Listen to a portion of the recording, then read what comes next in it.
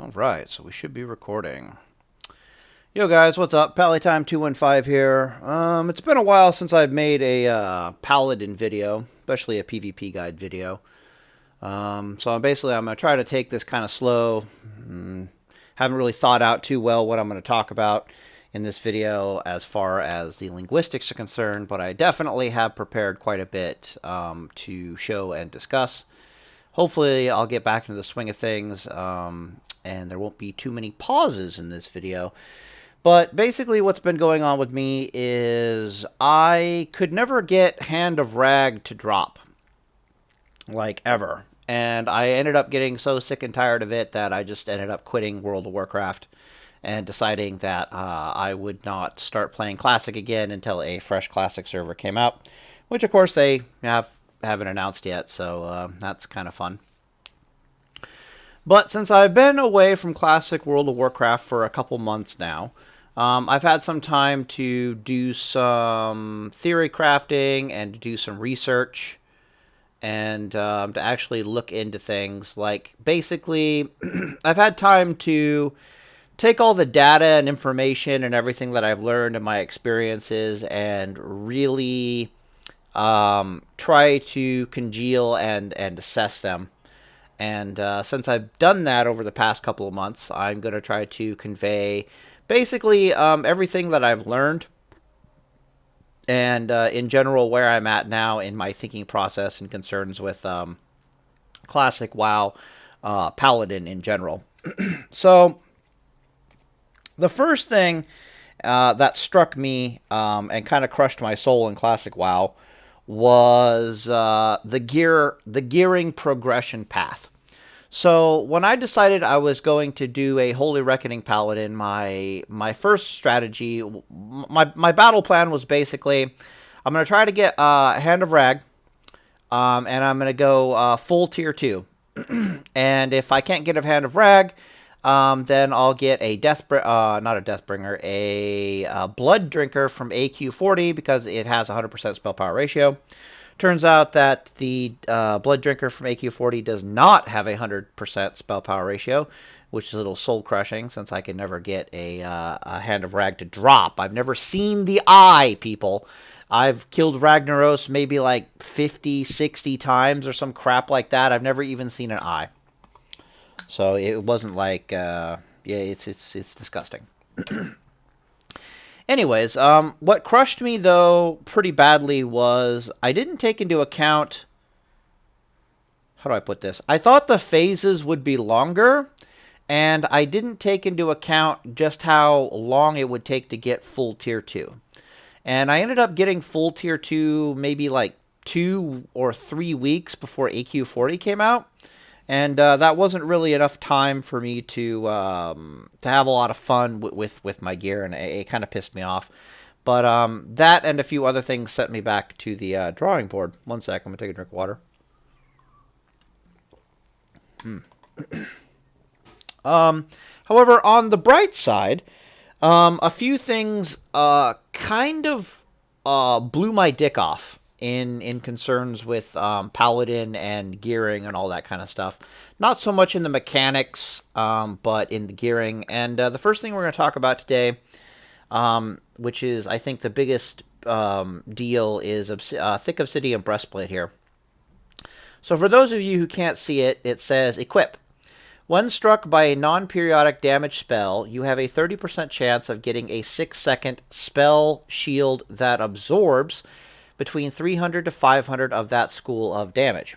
Meaning, when you're struck by a non-periodic damaging spell, on average, you will absorb about 400 hit points worth of damage in a damage-absorbing shield from that school of magic. Now, I don't know what the difference between Thick Obsidian Breastplate is between private servers and between actual Classic WoW, because Thick Obsidian Breastplate wasn't really that heavily in the mind of at least the Paladin community that I was rolling with, namely, I guess, just Jakova. And I guess Esfand was around too, technically. But nobody was really that that big on thick Obsidian Breastplate. But if you haven't noticed from our Palicast, especially with Tal Rain, the people, those of us who have played around with thick Obsidian Breastplate, we are in utter fucking shock and disbelief at this item. This item is literally blowing our minds. And I've talked a bit about it at length, but I'm going to try talking about it a bit more concisely here. And I'll also talk about kind of my stupidity going into it. So I think how I used to think about Obsidian Breastplate before actually playing with it in Classic World of Warcraft. And Talrain was trying to explain to me what the difference is between thick Obsidian Breastplate on private server is compared to Classic World of Warcraft. But it didn't really catch on. So, yeah, maybe you can explain it better sometime. But, okay, so when I originally thought about this item, I thought about it in terms of, like, just it's on average damage reduction per spell that hits me is like 120. Now, that doesn't sound like a lot of damage because it isn't a lot of damage that's being absorbed. But in practice, this item is terrifying. It's like one of those things where if I was to ask you what are the value of or the effects of an item, on paper the value is X. But then when you actually take it into the cauldron of combat, the value morphs into like 2x or 3x because it's doing different things and it's doing crazier things for you than it's doing a lot more for you under those dynamic and shifting circumstances than it on paper it really should be doing. Oh god, I thought I was going to try to be concise with this item. Okay, so conciseness with this item would be if I was to ask you to translate this effect into resistances, okay? Like, don't think of it as what it's telling you in its own terms. Like, translate its effect into resistances. Let's blow this thing up a bit. Boom. Okay, so translate this thing's effect into resistances. I am pretty much convinced that this chest piece might as well read that it's giving you 150 to all resistances. And this 150 to all resistances is not subject to Magic Pen and cannot be diminished in any way. But it's actually a little worse than that, and we'll get into it. So, why is this thing so terrifying? All right, so I want you to think about, like, what is a bit of resistances telling you to begin with, right? Like, let's say you had 150 to all resistances. Like, what is that actually saying in game terms? Well, what that's saying in game terms is that there's a percent chance, okay?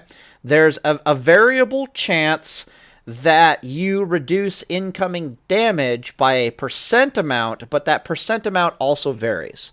So the way it literally works is at any point in time you get hit with a spell, the game always calculates one of 5 outcomes. You can either it can either reduce the incoming damage by 0%, it can reduce the incoming damage by 25%, by 50%, by 75%, or 100%. Okay, and that's basically how resist works in the game. So when you're at about 150-ish resists, like I'm sure somebody out there has actually crunched the numbers and done the math, but it would be really hard to do. And I would actually love to see what Obsidian Breastplate is actually worth, like from a pure mathematical perspective compared to resistances. But this is just my experience with resistances versus my experience using thick Obsidian Breastplate. My guess is it's going to be about 150. So about 150 resistances is going to say something like, yo, there's a 70% chance that you take 100% of the damage, or that you resist 0% of the damage, and then there's like a 30% chance that you resist split between 25, 50%, 75%, and then 100%. Now, what this effectively means from on the resistances side of things is that now the reason why I'm bringing up resistances and in concerns with thick obsidian breastplate is because we're essentially looking at the exact same, almost the exact same functionality of spell resistance, but they're two separate systems that can technically stack in a good way with each other, and we'll get there. But 150 resistances, what I'm trying to point out with the resistance thing is there's a lot of variation there.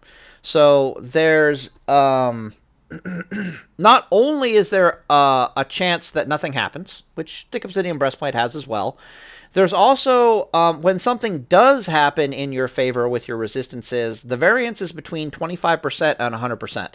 That's a wide area of variance. So in my brain, there's basically a double variance. It's like, well, either something happens or it doesn't happen, and then when something does happen, it kind of either happens a lot or it kind of happens a little. And thick obsidian breastplate, technically, it's the exact same formula. There's a 70% chance that nothing happens. There's a 30% chance that something does happen. But when something actually does happen, it's far more consistent. This 300 damage absorbed to 500 damage absorbed is nowhere near the same variance as a 20% to a 100% damage resistance. And that's kind of a big deal. And to give you an example of what kind of deal, to give you an example you've probably experienced, would be you're wearing some resist gear, you're getting hit with spells. Let's say you're fighting a frost mage, for example. And the frost mage is, well, basically most spellcasters have two types of spells. So we'll talk about it in generic terms. Spellcasters have two types of spells. They have the, I'm going to root myself in place, and I'm going to cast nukes at you spells, right? The spells that take like 2.5 seconds, 3 seconds to charge up and cast. But they have to stay still to do it. Then you have the less damaging instant cast spells that they can blast at you and kite you around with. And the dance against spellcasters is literally, they're going to be kiting you and kiting you and kiting you, blasting you with these instant cast spells until you get low enough in hit points that you have to stop and heal yourself. And then when you're stopped and healing yourself, that's when they root themselves in place and they start casting nukes at you. Now, you've probably noticed when you're sitting at like 150 resist or like 160 resist or somewhere around there that your resistances are very hit and miss on the nuke spells, right? When the frost bolts are being cast at you, or the shadow bolts are being cast at you, or the mind blasts are being cast at you, your resistances, they can be there for you big time, or they can just completely fail and whiff you. And of course, that's because you got this 70% chance that you're going to take full damage, and then even during that 30%, there's like a 50 chance that you resisted a good amount, or you resisted less than 50%, or 50% or less, basically. So, however, when you're getting blasted a lot by the smaller damaging spells, you suddenly notice that your resistances are a lot more effective. And the truth is that statistically they're not more effective. What's actually happening is there's a lot more dice being rolled with all the little damaging spells against you, that the variance in the resistances tends to even out, whereas with the big nuke spells, the variance can be felt very painfully. So it's like a 70% chance that I take full damage.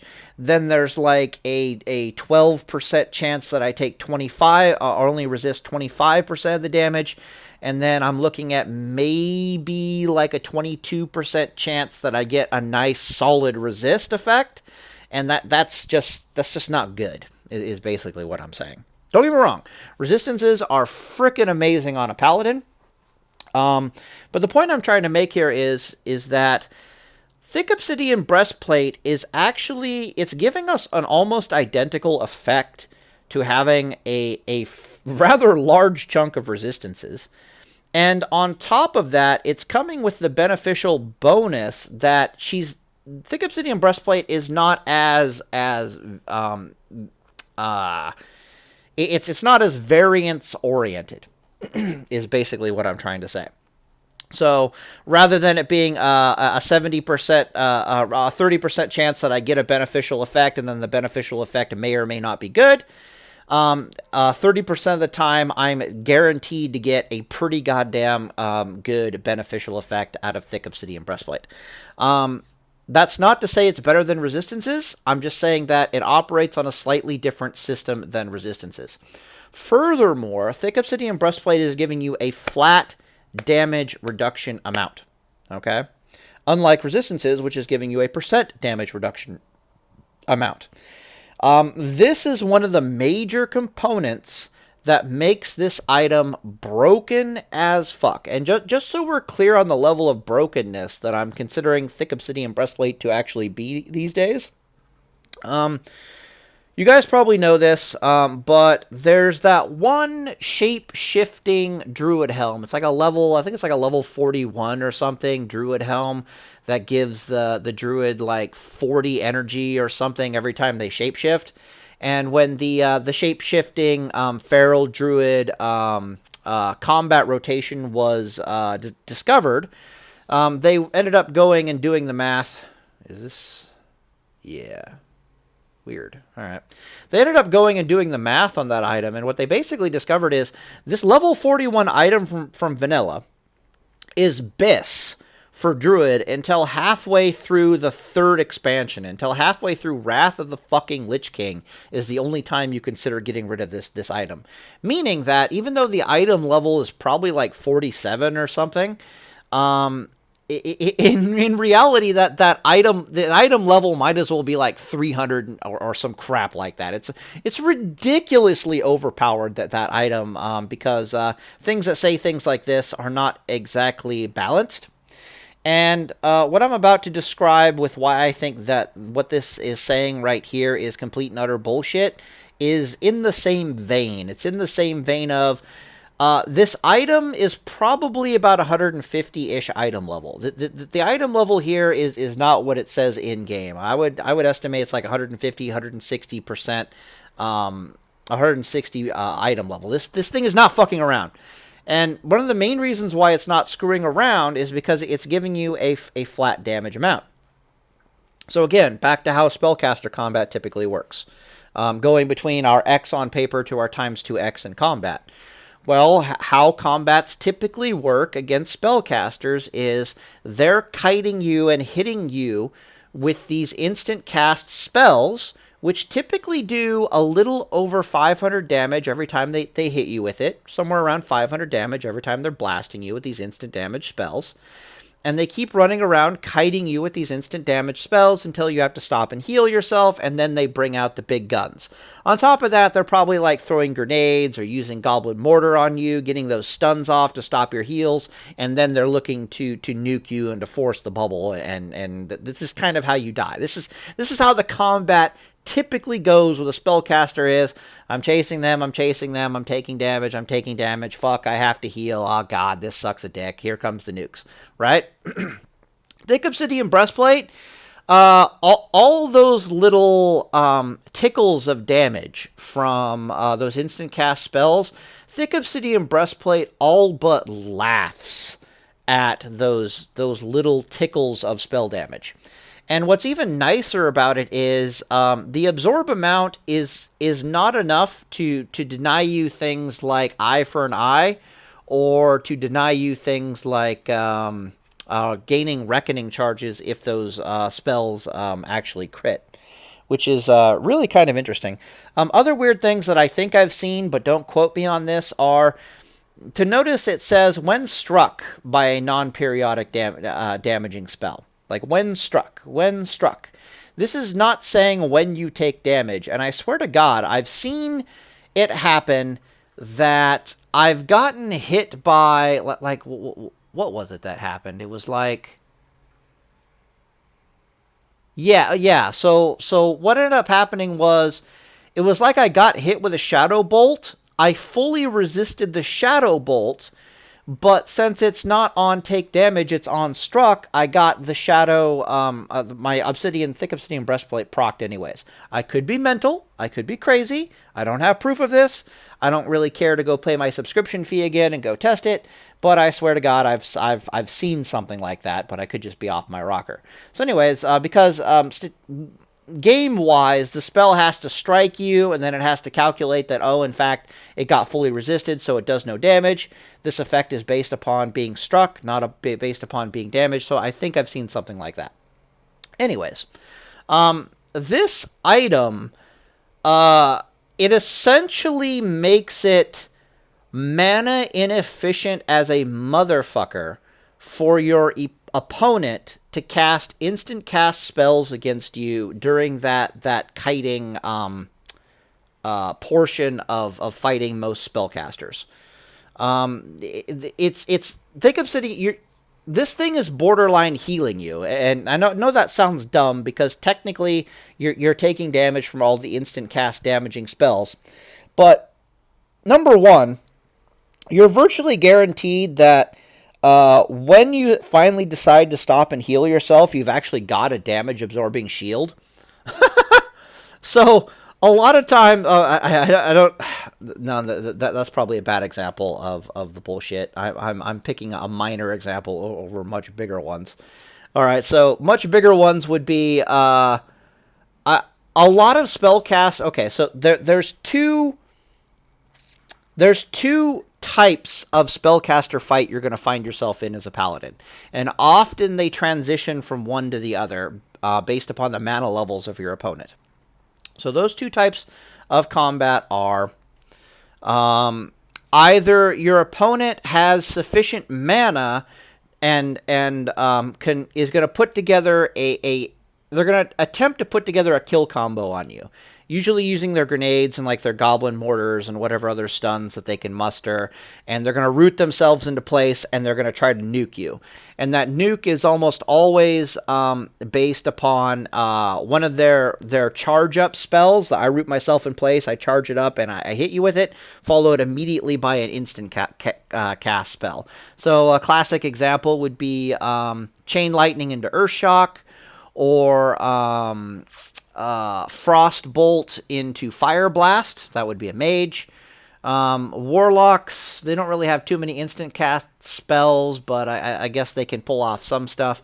Shadow Priests, they'll do their Mind Flay on you. What is it? Not Mind Flay. Mind Blast into Mind Flay. Mind Flay ticks rapidly enough that it might as well be an instant cast spell. But you basically get where I'm going with this. And so if they have sufficient mana total, they'll try to chain together these really potent burst damage combos against you. And if you manage to survive that as a paladin, very quickly the battle usually turns into like a war of attrition on the mana front, because doing those burst combos is very mana intensive for a spellcaster.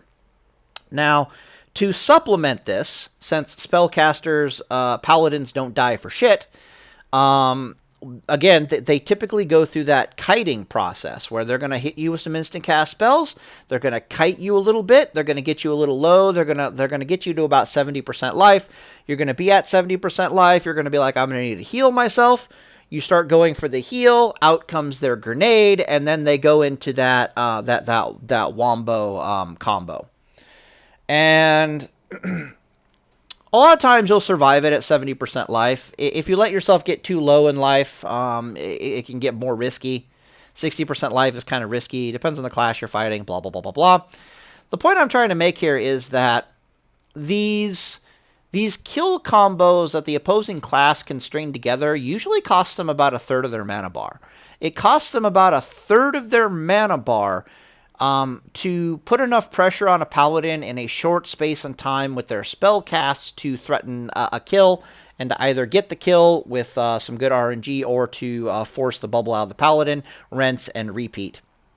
But a lot of this is predicated on the idea that they can whittle the paladin's health down a little bit so that they can be within the threat range of potentially killing them or definitely forcing the bubble. And Thick Obsidian Breastplate, basically, it laughs at this because it causes those instant cast tickling spells, both in the Wombo combo and in the kiting stage of the fight, to cost so much goddamn more mana for the opposing spellcaster that rather than having to deal with like 1/3 of their mana bar, 1/3 of the spellcaster's mana bar being spent in chip damage, and then 2 Wombo combos, which is threatening to you as a paladin because both Wombo combos can be supported by a stun. One can be supported by a grenade, the other one can be supported by a goblin mortar, and one will force out your bubble, and then the second one will kill you. So you can see they just have enough mana to get that done, and they typically have plenty of mana to get that done if they use a mana potion. With Thick Obsidian Breastplate, they're really, really scraping the bottom of the barrel for mana. And often they just cannot muster enough mana to get the job done because Thick Obsidian Breastplate is just there giving them the middle finger the entire damn time. Like, just from a... let's think of it in terms of like Chain Lightning Earthshock. So, Chain Lightning Earthshock can hit you like a goddamn truck, but there's like nobody really tested to confirm if Chain Lightning procs this 3 times or if it procs it once. I'm pretty sure it procs it at least once. So there's like a 60% chance when Thick Obsidian Breastplate is around that you get an Absorb Shield off of one of those 2 damage sources. And if you do get a proc off of one of those 2 damage sources, there's no way they can kill you. You can literally get out of heal before they can do anything. It's terrifying. So what I'm trying to point out is Thick Obsidian Breastplate essentially does 3 things for you simultaneously. On one hand, it gives you kind of effectively about 1,000 more hit points than you otherwise should have against spellcasters. So if you're sitting at 5,000 life, it's more like you're effectively sitting at about 6,000 life from the purposes of them trying to blow you up. The second thing that it does for you is that it makes the opposing player's spell casts not only less damaging to you, saving you... Oh, God, I forgot about that. Also, since these are damaging absorb shields, this extra 1,000 hit points is like... It's hit points that you don't have to heal. It's just like free hit points, and they still have to spend mana to get through it. So on top of this thing is kind of burning. It's making your the enemy's spell casts cost more mana. On top of that, Thick Obsidian Breastplate is like... It's like 100% more effective against instant cast low damaging spells than it is against the high damaging root themselves in place nuke spells. And what's fascinating about that from a paladin perspective is I hate it as a paladin when I'm getting kited around and blasted by little spells. I love it when the enemy spellcaster wants to root themselves in place and try to nuke me, because one of these things means I can close distance and potentially clap them out of existence. The other one, or at the very least put a hell of a lot of pressure on them. The other one is almost a situation I can't do anything about, and it's effective. So Thick Obsidian Breastplate basically makes this situation that I can't do anything about at least grotesquely ineffective for the opponent. It's almost a waste of mana for them to even... honestly, yeah, it's all but a waste of mana for them to even throw spells at you from an instant cast variety. Okay, so what was the last one? There was like a third thing it's doing for you, and I can't quite remember. I'm actually going to pause the video until I can remember it. Okay, so the only things I could come up with were, on top of all this, it shits on the Wombo combos at least 60% of the time or more. Like, it's doing bad things to the actual Wombo combo. It's shitting all over the setup to the Wombo combo, and then it's actually... there's a high chance that it ends up shitting on top of the Wombo combo. And then, on top of this, it does 2 more things that we're going to get into right now. One of them is it allows you to do completely different gearing paths because of how brutally effective this one piece of gear is. And on top of this, which is the thing I'm going to talk about right now, is it actually synergizes with resistances. So this thing, Thick Obsidian Breastplate, synergizes with decently medium level stacked resistances, even in a world of magic penetration. Oh yeah, that was the third thing I was going to talk about. On top of everything I've just said, this thing is immune to magic pen.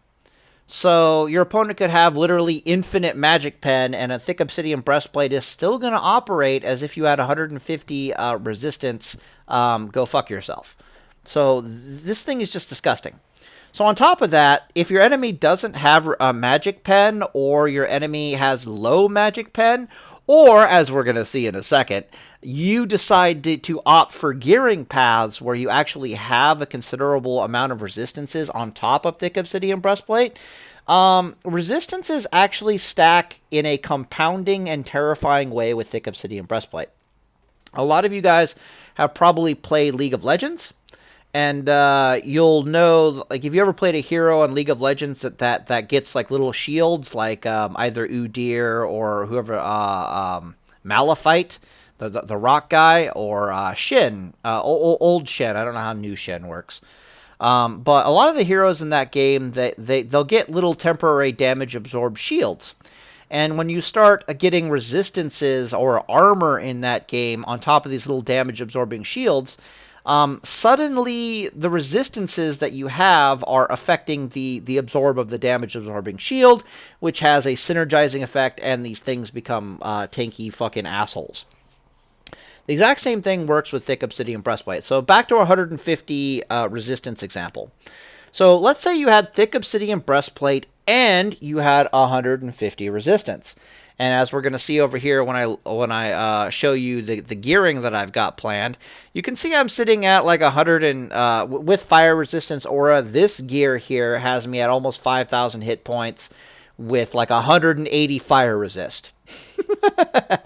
And this is rank 3. And this other one over here has slightly less hit points, but this is a rank 2 gear setup. And I'm sitting at, 170 fire resist with a Thick Obsidian Breastplate. Both have Thick Obsidian Breastplates. Yeah, we're going to talk about that in a second, but this is what we call foreshadowing up in this bitch. So anyways, for the sake of argument, let's say you're sitting at like 150 resistance, and you got Thick Obsidian Breastplate on top of that.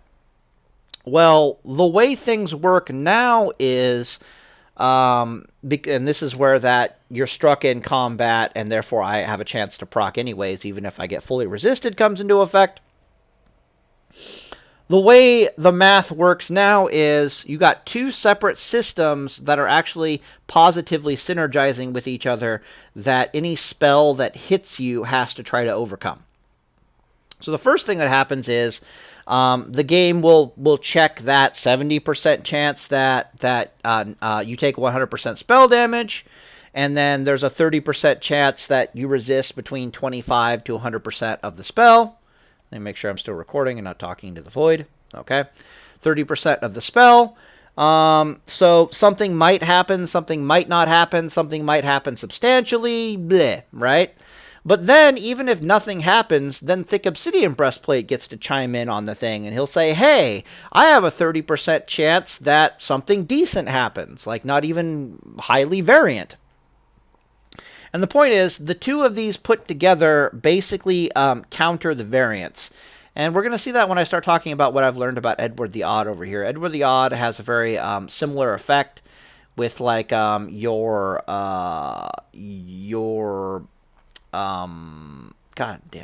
Hand of Justice, like 6-second stun.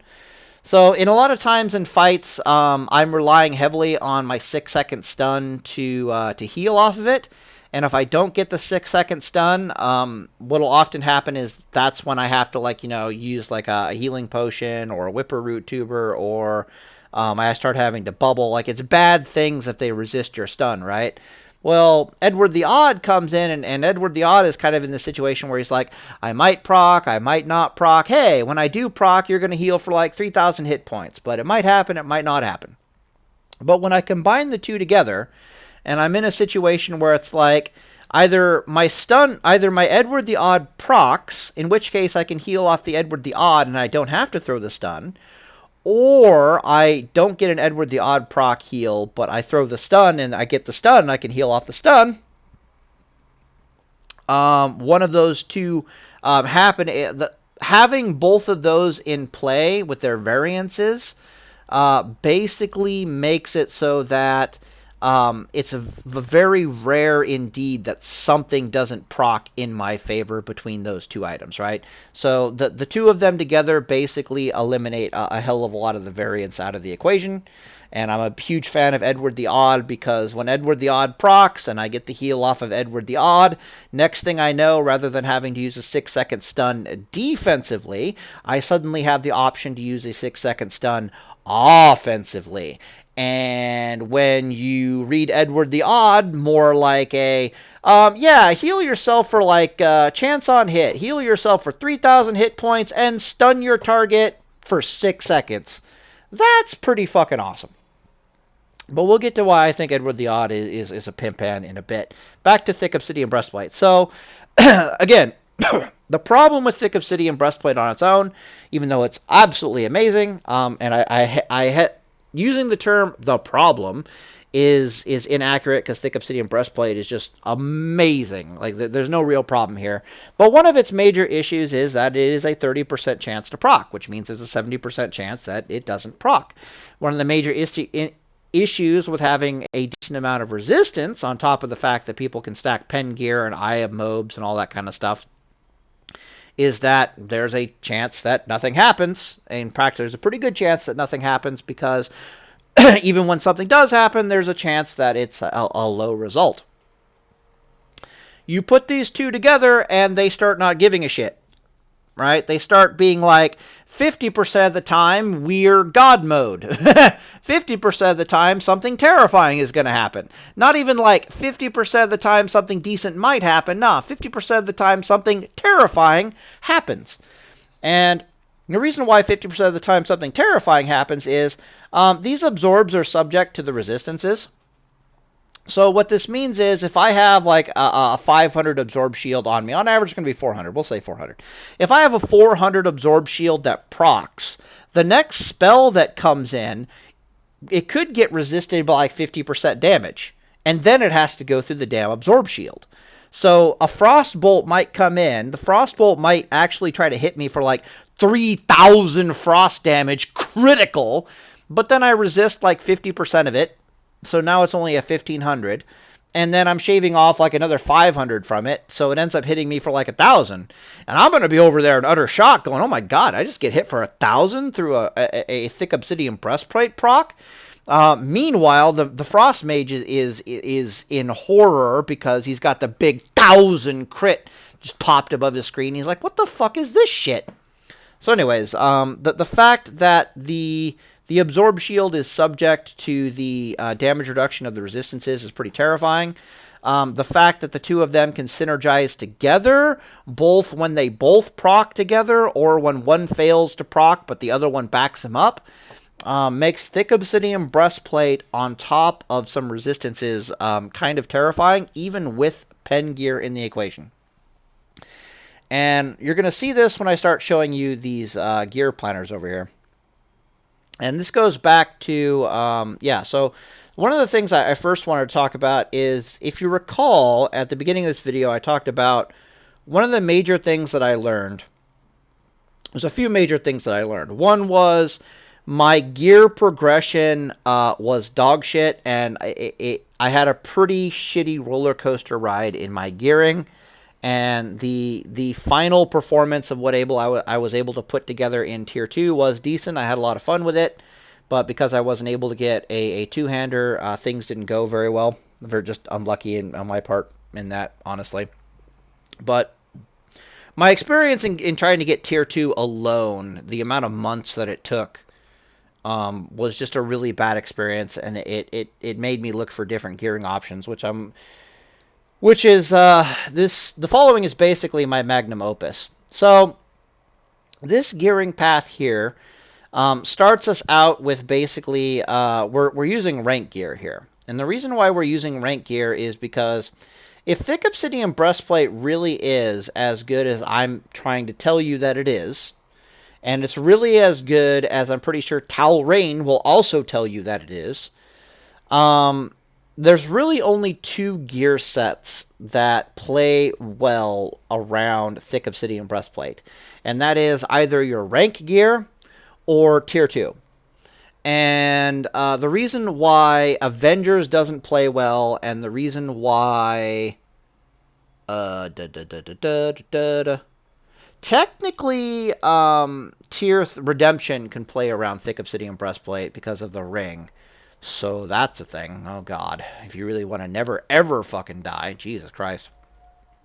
So we know why Avengers doesn't play well around Thick Obsidian Breastplate. Avengers doesn't play well with any set at all. Is because you need the chest piece to get the 5-piece bonus, and if you don't have the chest piece, then you lose the 5-set bonus. But Avengers still might be really good. You can play around with it even without the 5-piece bonus. I might be talking out my ass on that one. Tier 2, of course, you can plug Thick Obsidian Breastplate in there, no problem, good to go, no issue whatsoever. With the Marshall's set, you can plug it in, no problem whatsoever. And it's actually pretty terrifying. So let me go through what I think is the best possible build for just about... this is definitely a best possible build for a Holy Reckoning Paladin. This might not be best possible build for Ret Reckoning, but I guarantee you what I'm showing you on screen here is a fucking tank.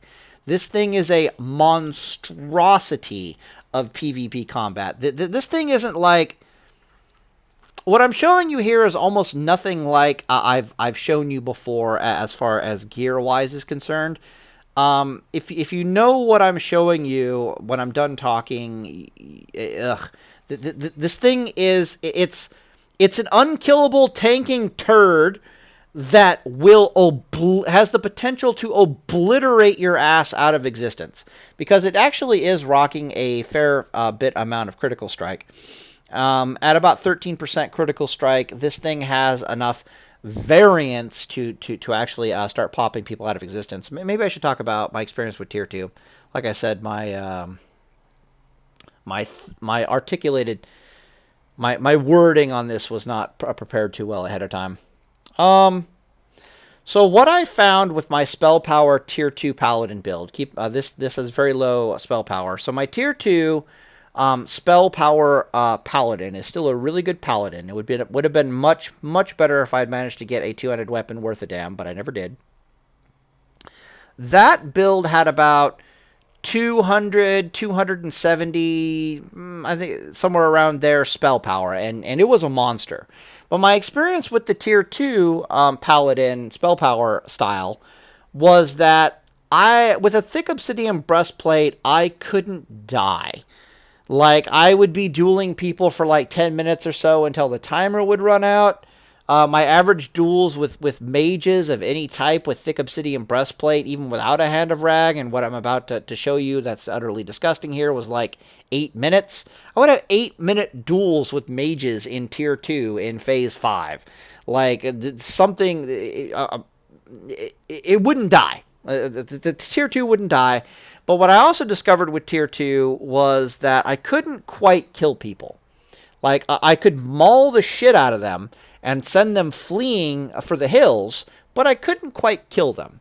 And that was what frustrated me the most with not having a decent 2-handed weapon, because I could beat the crap out of them with a one-handed weapon like Edward the Odd, and then when they're running for their life, I don't have a 2-handed weapon to switch to like seal the deal.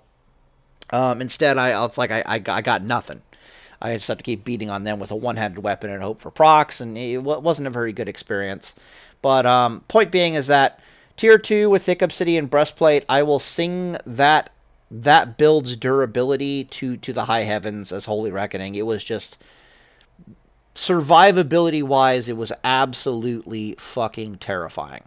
But what I have here on the screen is, on paper, it does about 15% more damage.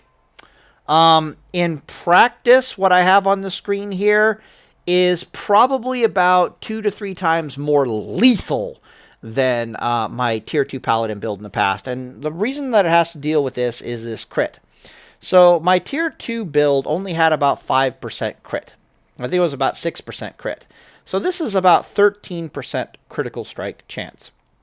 Now, when I was doing the tier 2 build in my quest for more DPS, because what was happening, again, I was failing to kill people. They would get away with 10% life. They would get away with 5% life. I kept looking for ways to try to kill them. I was like, I couldn't really muster the DPS. I'm still not entirely certain that it's not a lack of a Hand of Rag issue or something else, but then again, if they get like absorb trinkets or something like that, then, you know, whatever. So I just need more damage, and there's all kinds of places you can look for damage in a class. I've talked about this before, but it's like, let's say the issue with your class is you need more damage. Well, the first place you can look for is just more damage. Like, hey, can you get more damage on your character? Can you get more critical strike on your character? Can you get more damage? The second place to look, and in fact, I would say the second place to look is the first place you should be looking, not the second place you should be looking, is time on target. It's like, okay, well, if I need a couple more seconds of DPS, of damage into the target, how can I generate a few more seconds of DPS into the target? Other places to look are like, you know, what are my trinkets? Like, you know, can I use some burst trinkets here? That would be in the damage category. Can I use some CC trinkets like a gnomish net or a goblin mortar? That's more in the time on target category. But the third one that I haven't really talked about very often, because it didn't really matter. That wasn't what my builds were going for. My Holy Reckoning builds was a time on target build, which meant that I made up for my lack of DPS on my one-handed paladin, my lack of damage and DPS, my lack of burst damage and my lack of DPS on my one-handed paladin by just time on targeting my opponents into death, right? So my solution to the problem of I don't have a lot of damage output is I'm just going to keep beating your dick off until you fucking die. But that proved to be not super successful in Classic WoW at the highest levels. It worked spectacularly well at the lower levels, but when I got to the higher levels, we had some problems. There's a third option. The third option is damage variance. Now, damage variance really only becomes viable as a successful way to secure kills on your opponent if two things are happening. The first one is if you manage to get this number up high enough, like the only real source of damage variance in the game effectively that you can manage is, well, part of it is this variance here, 420 to 570. The other one, the bigger one, is your critical strike chance, or like a Hand of Justice and stuff like that. Same principle. There's only two ways to make damage variance work for your favor. And that is, if you get a high enough damage variance that there's, like Holy Reckoning does, for example, where there's just a really good chance that you're just going to damage variance your opponent out of existence. Like every time you put a Wreck Bomb into them, there's just a 30% chance they explode because the crits. The other option is if you're already so fucking tanky that a little bit of damage variance goes a long way. And the idea there is, and this also synergizes very well with time on target build. The idea there is you're so durable that you can get so many chances to roll the dice with your damage variance that eventually the damage variance will spike in your favor and you'll get a kill on your opponent. Yeah. So I started looking to see if I couldn't maintain proper HP levels to be a sufficient paladin, proper mana levels to be a sufficient paladin, proper anti-spell capabilities, thick Obsidian Breastplate, and holy fuck, this is a lot of fire resist capabilities. And if I couldn't increase my damage variance and basically play around the idea that I'm already this unkillable turd. I haven't been able to make time on target work for me very well. I haven't been able to make the burst trinkets work for me too terribly well. What if I did an investigation into like damage variance? Like, what does that build look like? And here I am showing you probably the nastiest thing I have ever come up with as a paladin player, gearing wise. In like, I want to play this. I'm in utter shock of what I'm looking at right here. Okay, so let me take you on a tour.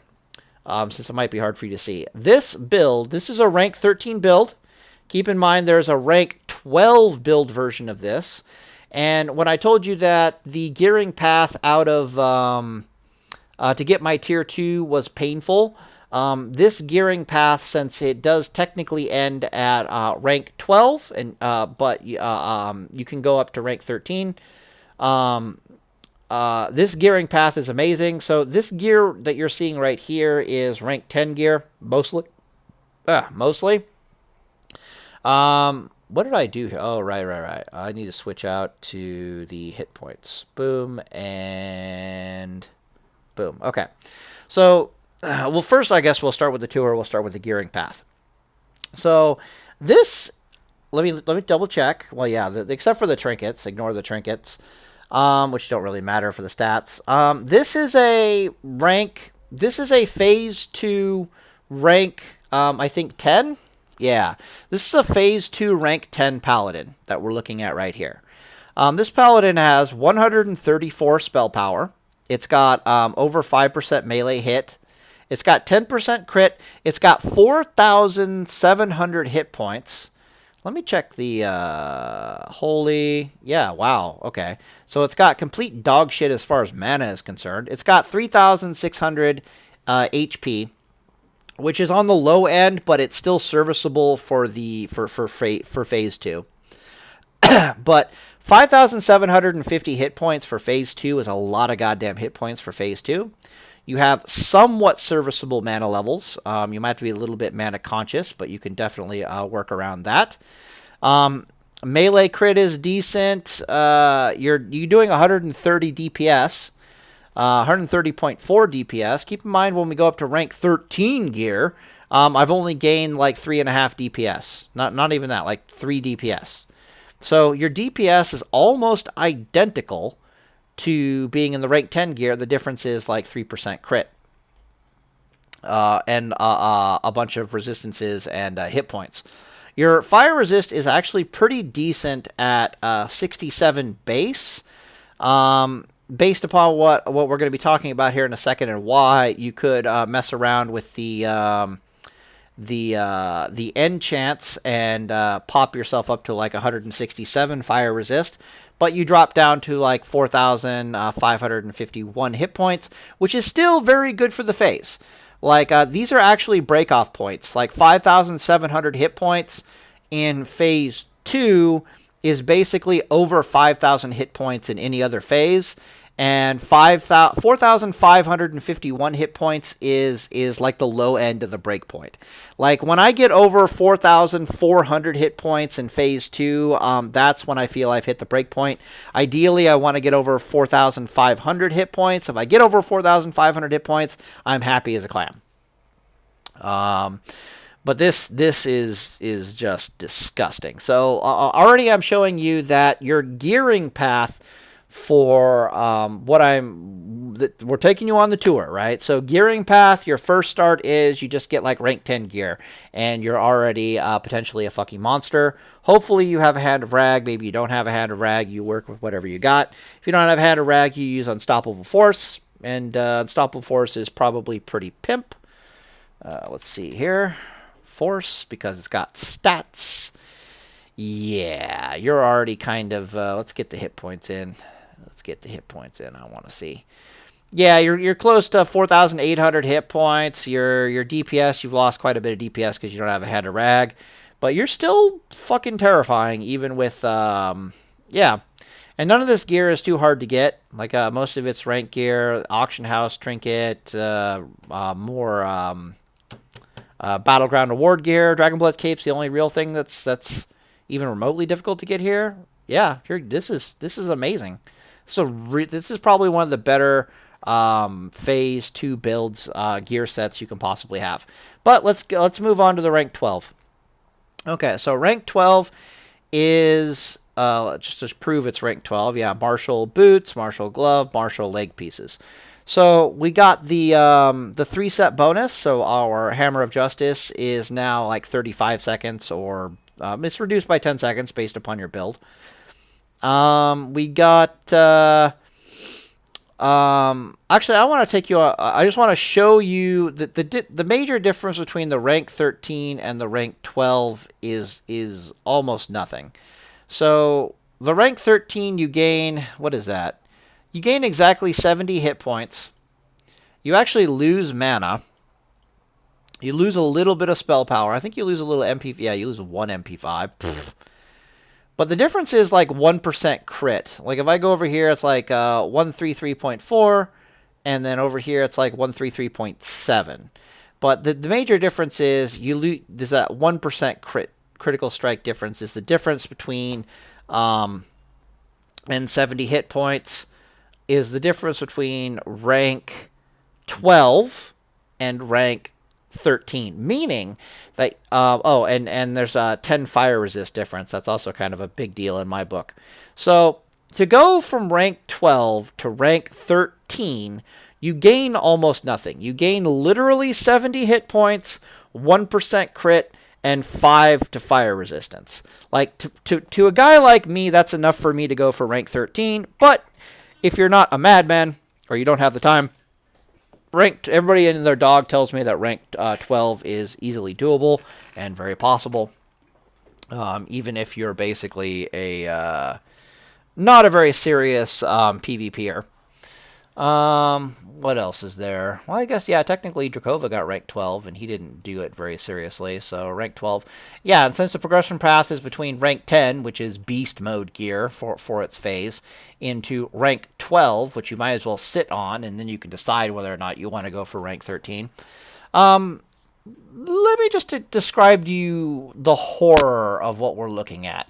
Okay, so first off, I'm going to point out that in both of these cases, I've got the enchantments on the legs and the enchantments on the helmets for the rank 13 and the rank 12 as plus 20 to fire resist.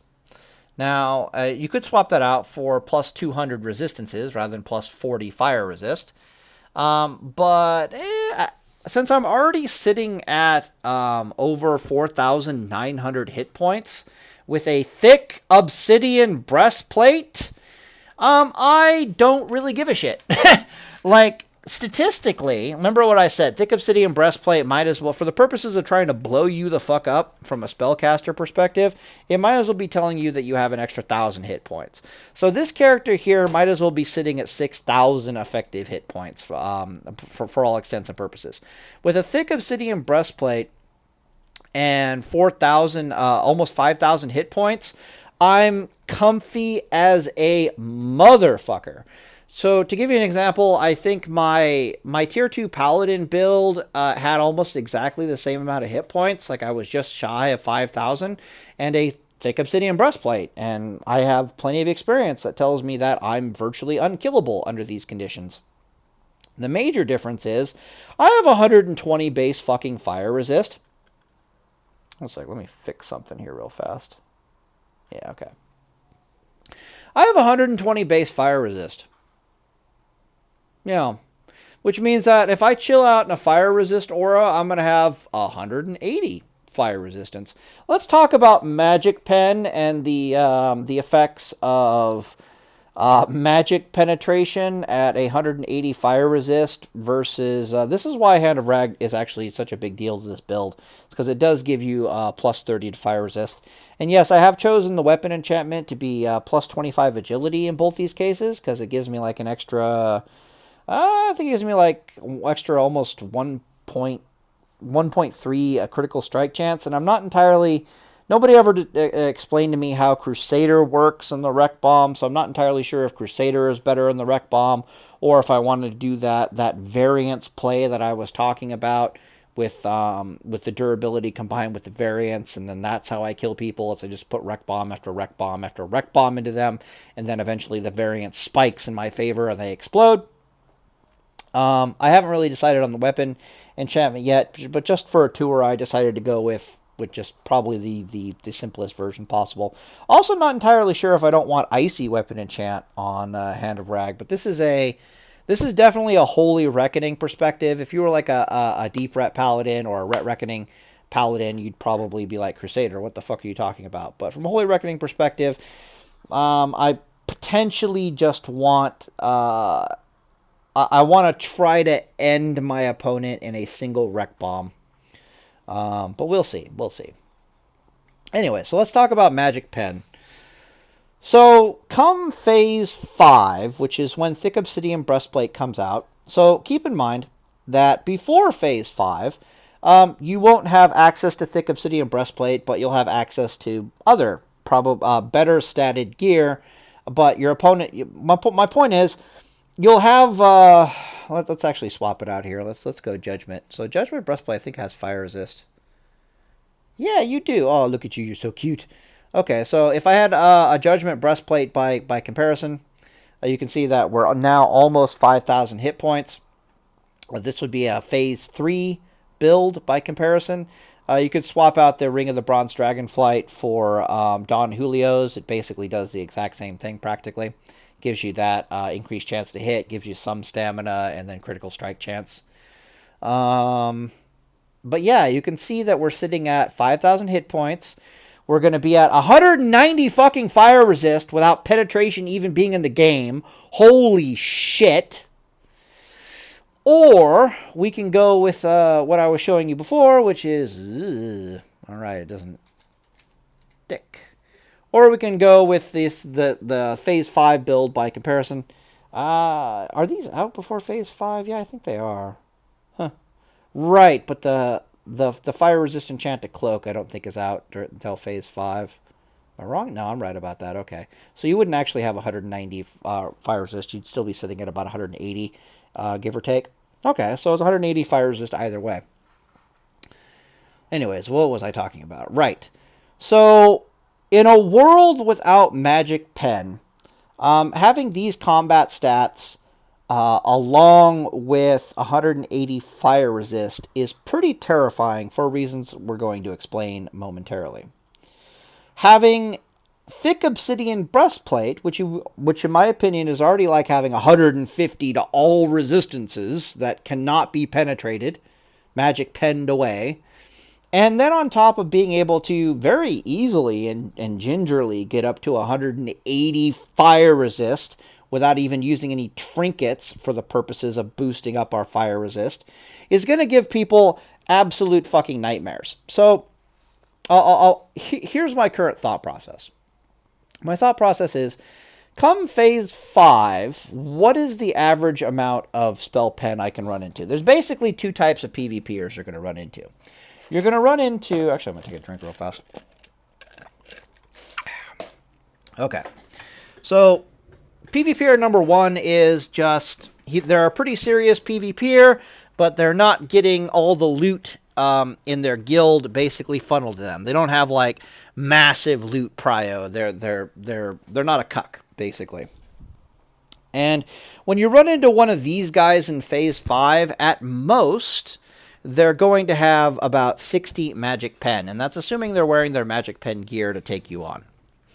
They're going to have about 60 Magic Pen. They're going to get, I think it's like 20 Magic Pen from the... what is it? 20 Magic Pen from Alterac Valley. I think it's like a ring or something. And then they might pick up like 2 pieces of Magic Pen gear out of AQ. And so they'll be sitting at like maybe 60 Magic Pen.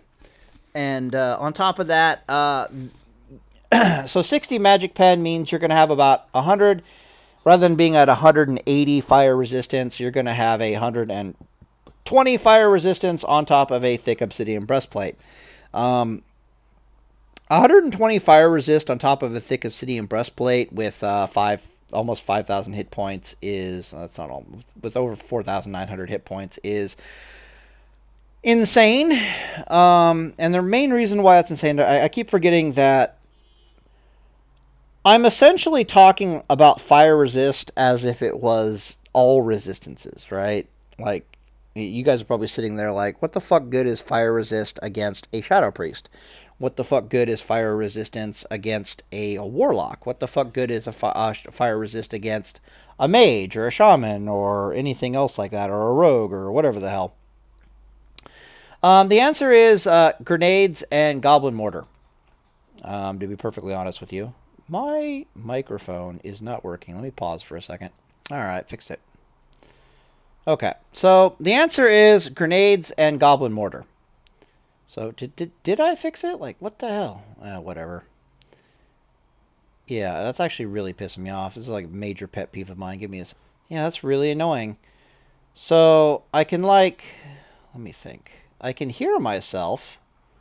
I keep playing this over here to try to figure out that... Okay, so what's happening is I'm talking, but I can hear myself only...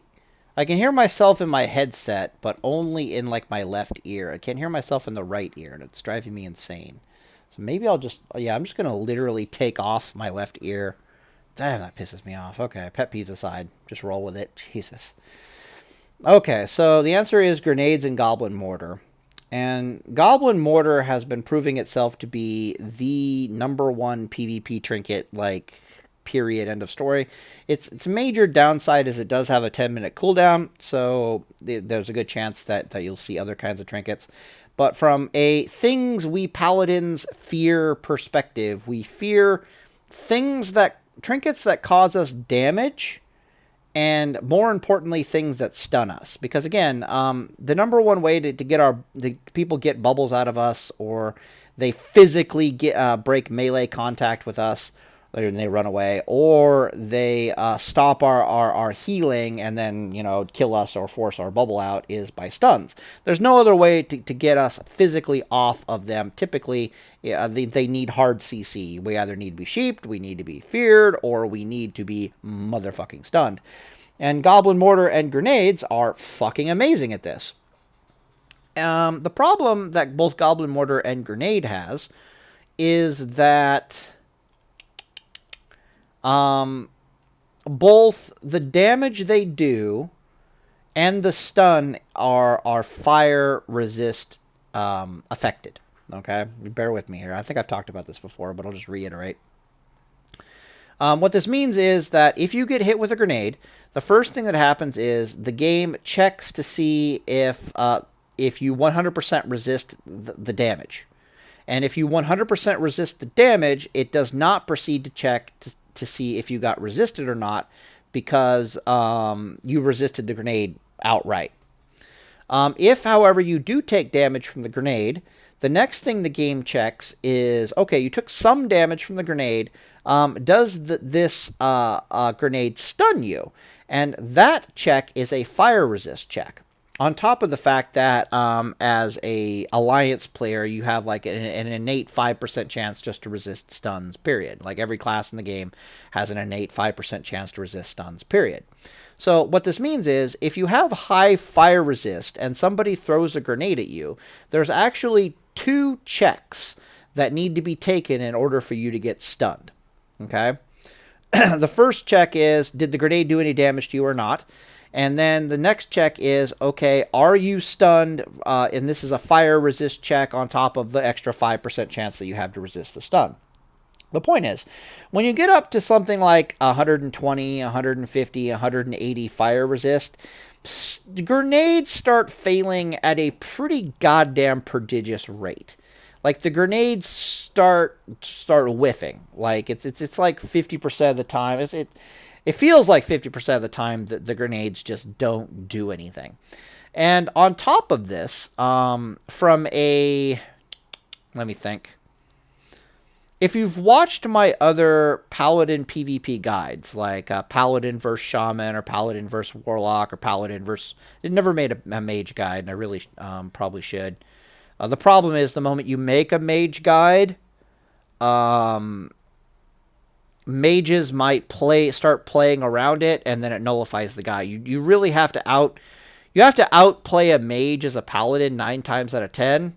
So it's pointless to really make a guide for beating mages, because the moment I make a guide is the moment everyone starts using the guide, which is the moment mages start adapting and just countering it, period. Like, at any point in time, a mage can just turn you into a fucking sheep and run away. Okay? So, they can do this. I can't stop it. I know they can do it.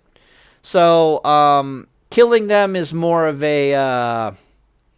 the mage needs to fuck up. And it's kind of my job to make them fuck up. And if I make a guide that says, here's how I like to try to get mages to fuck up, they're going to fuck up less often, and it just defeats the purpose. So I'm not going to bother. Everyone probably knows this by now. There's a reason why nobody makes paladin versus mage PvP guides. The reason is because each paladin has like a handful of tricks that sometimes work against mages, and the moment we start telling mages here are our tricks, it won't really work anymore. Hell, the same trick never works the same time against the same mage, I've noticed. Like, I'll kill him one time this way, and he never makes that mistake again, and it's like, okay, they're learning. Anyways, so against grenades, for example, when you... fire resist is a big deal, but what it's both a big deal for resisting the stun, and depending upon your spec, it's an even bigger deal that it's resisting the damage. It's lessening the damage. So, for example, when a mage is looking to wombo combo you, they're going to frostbolt you into a fire blast, right? Like it's like the chain lightning earth shock combo. Frostbolt, fire blast, boom, right?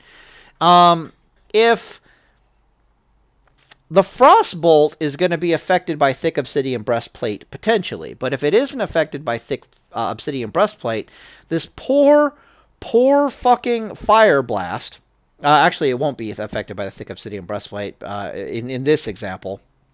A better example would be... I think the kill combo is frostbolt, and then fire blast, or frostbolt, blink, cone of cold, or if you're running at them because you're a genius, frostbolt, cone of cold. But the first frostbolt will not be affected by thick obsidian breastplate, and then the fire blast also won't be affected by thick obsidian breastplate, but the fire blast still has to run the gambit of your rather retardedly high fire resist, which something around here is going to proc, as you know. Why the hell was I talking about this? The fire resist. Oh, right. So, if you go through the combinations of the classes, right? I was going to go through the spellcasters. I remember how I was going to process this. Getting tired now. Fire classes. Right, so let's go through the classes.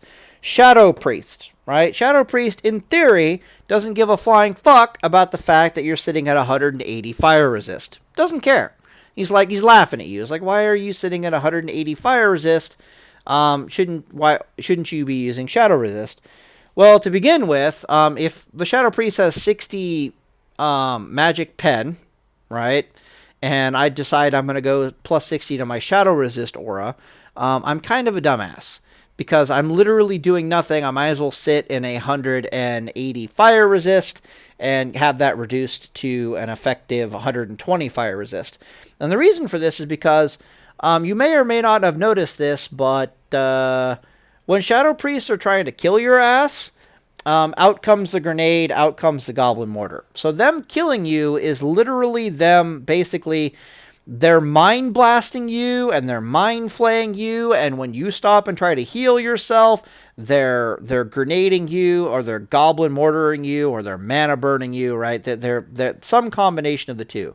But their kill combo is usually you're trying to heal yourself, they stun you, they go for the kill, right? And they got two tools to do that with. The first one is the grenade, the second one is the Goblin Mortar. I forgot to talk about the Goblin Mortar. Goblin Mortar functions exactly the same way as the grenade. If you fully resist the fire damage of the Goblin Mortar, then you don't get stunned. If you take damage from the Goblin Mortar, it'll then do a stun check, and the stun check is once again fire resist plus that it'll do a fire resist check on top of the 5% base stun resist chance, which means you're just as likely to shrug off a Goblin Mortar stun as you are to shrug off a grenade stun. So, from a Holy Reckoning perspective, it's often more, especially since you have Obsidian Edge Breastplate, it's often more important. It's often less important that we're shrugging off the stuns, and more important that we're reducing the incoming fire damage, because the Holy Reckoning playstyle is more of an endurance-based playstyle. So basically just shrugging, surviving the enemy's wombo combo and then healing to full and continuing to truck along is kind of our win condition. If you're a Holy Reckoning Paladin or you're like a Deep Ret Paladin, I imagine that you're more than happy to take the fire, the reduction in the incoming fire damage with 120 effective fire resistance, but you're actually a million times more interested in shrugging off the stun, because both of those paladins are generally running full bore at the enemy with the intention of beating their dick off. And there's nothing more terrifying for an opponent than having a Reckoning Paladin running at you. You need to get him off of you. You need to get him. He's closing with you. You're running away. You need to stun him. If you can successfully stun him, you can then stop and then wombo combo him out of existence, or at least get your bubble out of it, off of them, rinse and repeat and kill them, right? Like that's the battle plan. I'm thinking like a shaman here, for example. Reckoning Paladin is barreling towards a shaman. The shaman is like, okay, if this thing closes with me, it's going to probably annihilate me out of existence. I need to stun it. I need to burst into it. I need to get the bubble. I need to run away. Once the bubble falls off, I do the exact same thing again with Goblin Mortar, and he's done. Like, that's their game plan. Well, their game plan depends upon 4 resist checks against your, 120 fire resist, and that's with them having 60 pen. Or they need to have an Eye of Moab. An Eye of Moab is a trinket that it's pretty easy to get. I can find it real fast. Let's go find Moab. Is it like Moab or Morg or Moab? Yeah, Moam. There we go. Eye of Moam. All right, let's see. Increase damage done by magical spells on use. Increase damage done by magical spells and effects by up to 50, and decrease magical resistances of your spell target by 100 for 30 seconds. 3-minute cooldown. This thing is ubiquitous. Everybody will have one. They can pop the Eye of Mo. I call it the Eye of Moab. I guess I'm a dumbass. They can pop the Eye of Moam.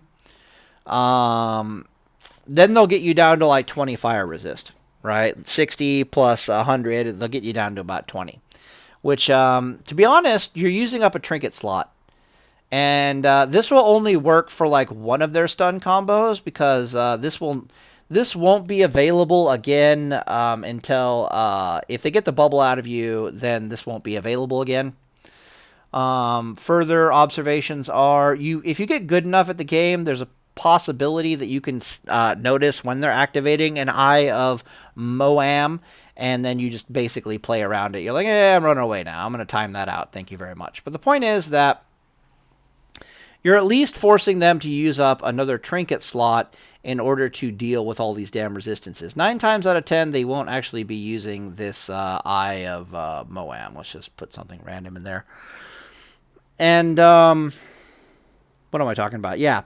4 resist checks, or you lose the fight against 120 fire resist is not a good time.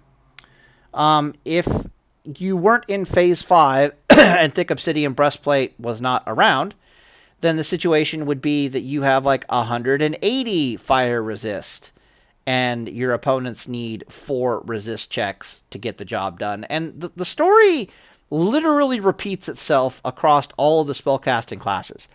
One sec, I got a cough. Okay, hopefully that wasn't too loud.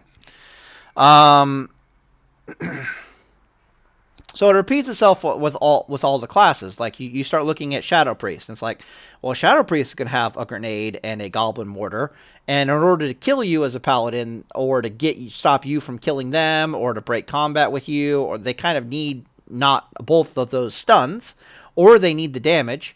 The Shaman desperately needs both the stun and the damage. The damage often being more important than the stun. It depends on what type of Paladin the Shaman's fighting. If the Shaman's fighting a Reckoning Paladin, they want the fucking stun. It's like they don't really care too much about the damage. They need the fucking stun, or they're going to get chopped to fucking pieces.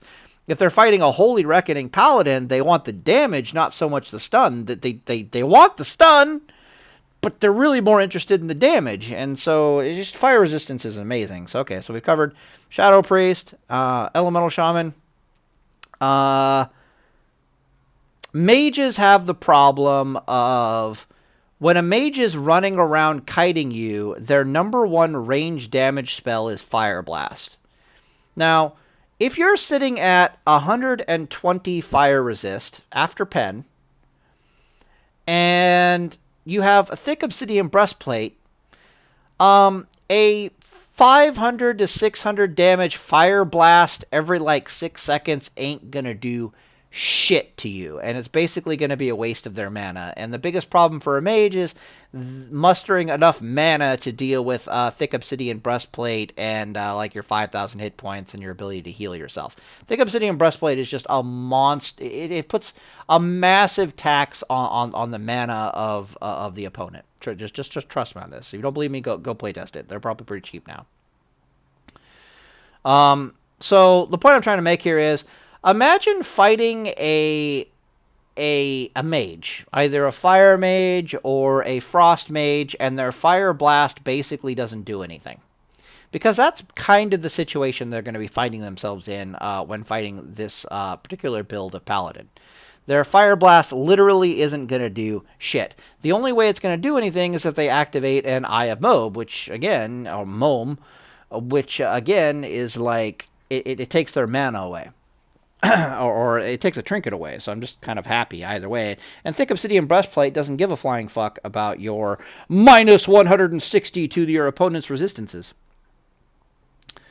Yeah, so the point is, if Mage doesn't have Fire Blast, if their Fire Blast isn't doing anything, then they literally have no damaging spell that they can hit you with on the move, past like, what is it, like 10 yards, 12 yards? Like they only have 3 instant cast spells. That's Arcane Explosion, which is like, it's effectively 12 yards due to I forget what it's called, but leeway mechanic. Their Cone of Cold is basically also like, I think it's like 10 or 12 yards, leeway mechanic also. Their Fire Blast is like 22 or like 20 or 22 yards, or like 30 or 32 yards. I forget. I think it's like 20 something. So if their Fire Blast is literally having to struggle through resistances on top of Thick Obsidian Breastplate, then they just don't have anything that they can effectively kite and damage you with anymore. So mages hate Thick Obsidian Breastplate on its own. You start pairing Thick Obsidian Breastplate with what the fuck are these resistances and what the fuck are these hit points, and Jesus Christ, you still have mana, and they're just gonna shit bricks. They're not gonna be able to do anything.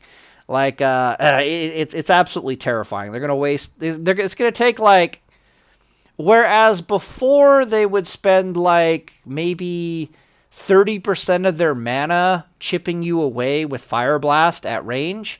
Now they're going to have to spend like 55% of their mana to get the same effect. And then that just doesn't leave them enough mana to try to burst and get out your bubble. And it certainly doesn't leave them with enough mana to try to burst and kill you after getting out the bubble. It's just a nightmare scenario for them. You just take my word for it. It's absolutely hilarious. Warlocks. Yeah, Warlocks have a very similar dilemma. All right, so the issue Shamans have is primarily with the grenade and the goblin mortar. But the other issue shamans have is they really need the damage from I think it's not searing totem, it's Nova totem? Yeah, Nova totem.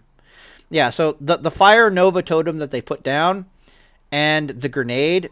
So the shaman's burst combination is they put down a Nova totem, they run away a little bit while running away. Then they throw a grenade or they goblin mortar and they stun you right when you're around the mortar range. And then they chain lightning earthshock into you, basically. Or they put down the totem and then they cast a lightning bolt on you. Yeah, you get the point. If you watch my versus shaman guide, you'll be painfully aware of just how they need all that damage to chain together. Against a paladin with a decent amount of hit points.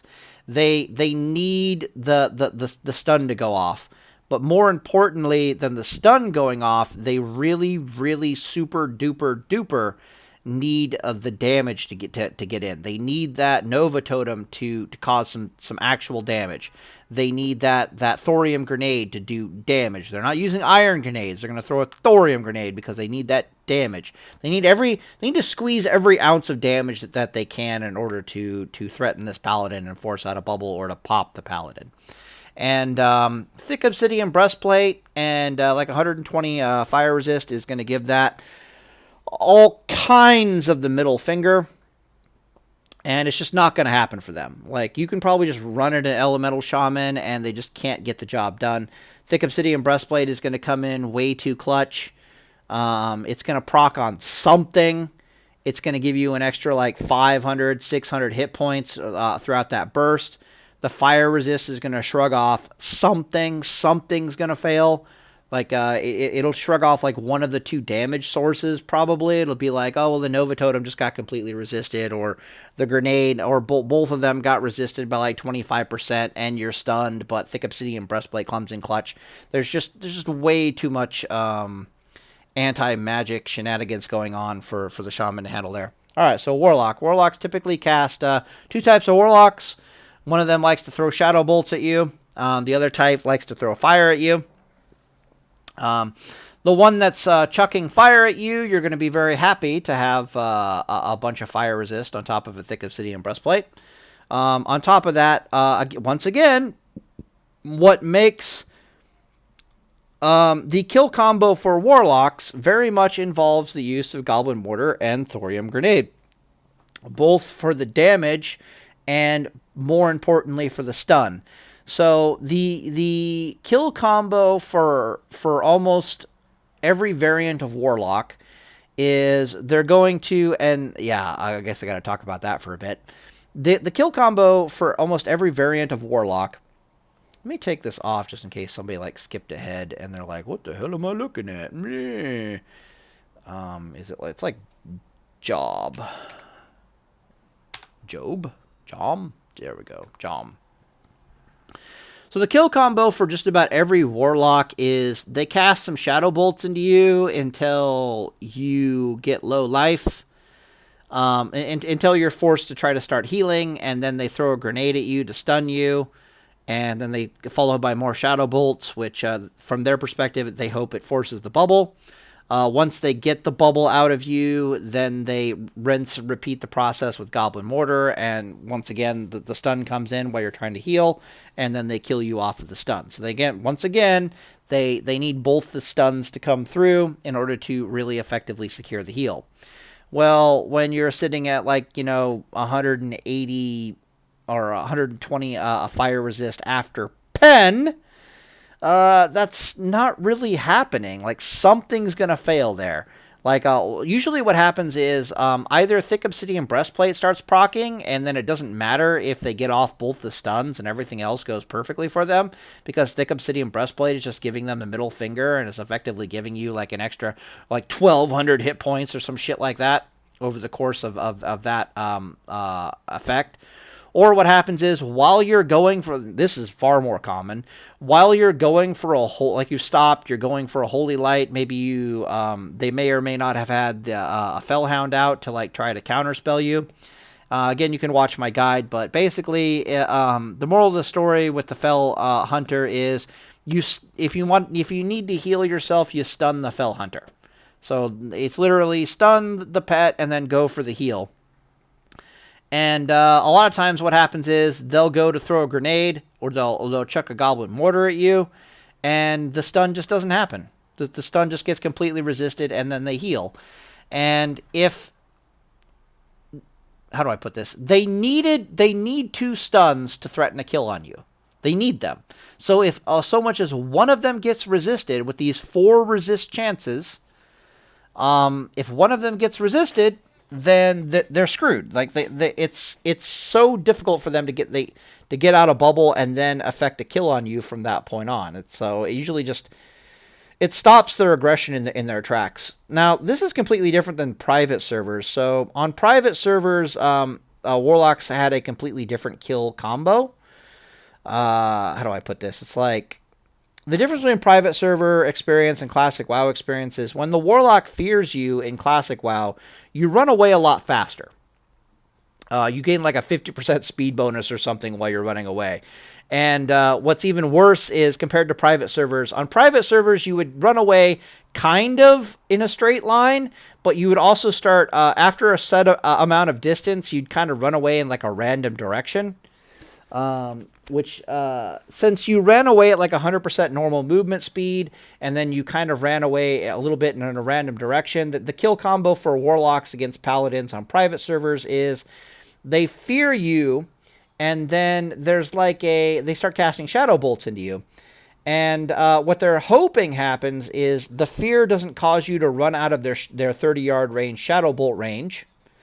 And the damage the shadow bolts are doing to you doesn't break you out of the fear, or it does so much damage to you that you're either forced to bubble, or even if you come out of the fear, you can't get out of the next shadow bolt's range, and then it kills you. But the moral of the story is they would fear you, and then they would start pumping shadow bolts into your ass.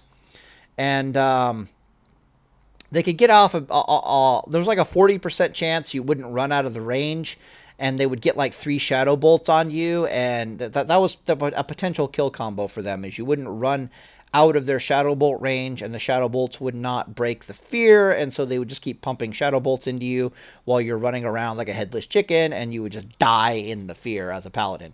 But in classic World of Warcraft, you run away at the speed of holy fuck, which means that this kill combo for warlocks is, what's worse is you run away in practically a straight line, as near as I can tell, fast as fuck. So you will run out of a warlock shadow bolt range. So this whole kill combo that you used to have to worry about as a paladin just is not there for warlocks like it used to be. Like it literally used to be they would fear you. You would run around like a dumbass for a while. They'd keep pumping shadow bolts into you.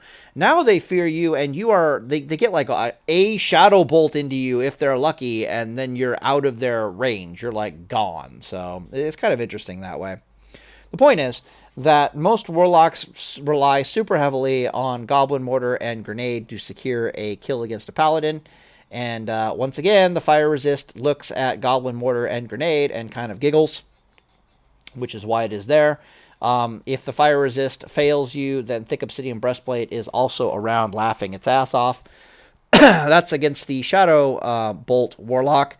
Against the destro warlock, you're probably going to be even more fucking happy that you have like 180 fire resist. They will be using an Eye of Mome if they have half a brain. But you can talk to any good paladin. What they'll tell you is it's like worst case scenario if you get seduced by the succubus and they're charging, and you suspect they have an Eye of Mobe or Mome and pen gear, and they're charging up a soul fire on you. Worst case scenario is you just bubble it. Like you let them cast a spell, you bubble it, and then you immediately murder the shit out of the succubus. Like that's basically your kill combo. In that matchup, you can literally afford to trade bubble for succubus as long as you didn't let the soulfire connect with you. If you let the soulfire connect with you and the soulfire does like hit you and it doesn't get resisted and it crits you and you're sitting there at like 500 hit points, which I think they hit you like soul fire and then something else fire damage base. It's a wombo combo. I can't remember what it is, but if that's happening, and then you bubble, then you have problems. In that situation, you need to run away and try to swap into some different gear, or just run away in a straight line from that motherfucker, because you're probably going to die. But it's perfectly acceptable against that type of warlock to literally just be like, bubble, kill succubus, let's fucking go. It becomes 10 times more acceptable if you're using mithril insignia. If you got mithril insignia and you're fighting that type of warlock, then you can just laugh at them and trade bubble for succubus. There we go. Bubble for succubus. Other fun things you can do. Skeleton pet summon against that particular warlock is utterly devastating. Skeleton pet summon against just about enhanced shaman or everything else is also utterly devastating. You can do a skeleton pet summon and switch into a sulfurous hand of Ragnaros without losing the skeleton, which I do not believe you could do on private servers, but I could be wrong. Anyways, the point is that even in that matchup, you're still happy to have the fire resist, because 9 times out of 10 they'll just have like pen gear and they won't have an Eye of Moab, or they won't have pen gear but they'll have the Eye of Moab. I hate saying Moam, because they're just gonna call it the Eye of Moab. Screw it. So, thinking about their gear progression, it'll be very rare for a Destro Warlock, gear-wise, to have either to have both penetration gear, spell pen, and to have an Eye of Moam. They're not going to have both, now that I'm thinking about it. They're either going to have an Eye of Moam, because it literally gives them 50 spell power. Yeah, there we go. Yeah. So it literally gives them 50 spell power, which is serviceable, but I highly doubt that they can both use this trinket and then another spell power-up trinket. Or, so to the idea being that they'll either have this trinket and then they won't have pen gear, they'll have more spell damage gear, and that's how they'll maximize their burst. Or they'll go the other way and they'll have the pen gear, but they won't be using the eye. Instead, they'll be using a much more potent burst trinket. Probably the more common, though, since the pen gear is a little bit harder to get, is the more common would be to see the eye and then the as good of burst gear as they can get, as opposed to both of them. You wouldn't want both of them as a warlock, because the odds of you running into anything that requires like 160 spell pen to get the job done is never going to happen from their perspective. From our perspective, even if they have just the 60 pen gear, then I'm sitting at 120 fire resist against this motherfucker. If they don't have the pen gear, if they went with the eye instead of the pen gear, then I'm looking at a slightly less powerful burst coming my way, but I'm still sitting at like 80 fire resist. And then, of course, if I've identified, if I'm in a duel or I've identified what the hell is going on, then it's just, reflector. Reflect? Yeah, it's like, oh yeah, I'll just have more fire resist and have a reflector. And it's just like, yeah, whatever. The point being that, to be perfectly honest, we don't talk, Drakova and Talrain fear Destro Lock to an extent. Holy Reckoning doesn't really, so I'm not really sure. I'm not really sure where Deep Ret stands on the subject, but let me get that off so people don't get the wrong idea here. Does Lothef have? Oh god, no. Holy shit! What the hell is this thing? Increase resistance all skull damage by 40 for 20 seconds. That's pretty terrifying. People get the wrong idea about this gear, but whatever.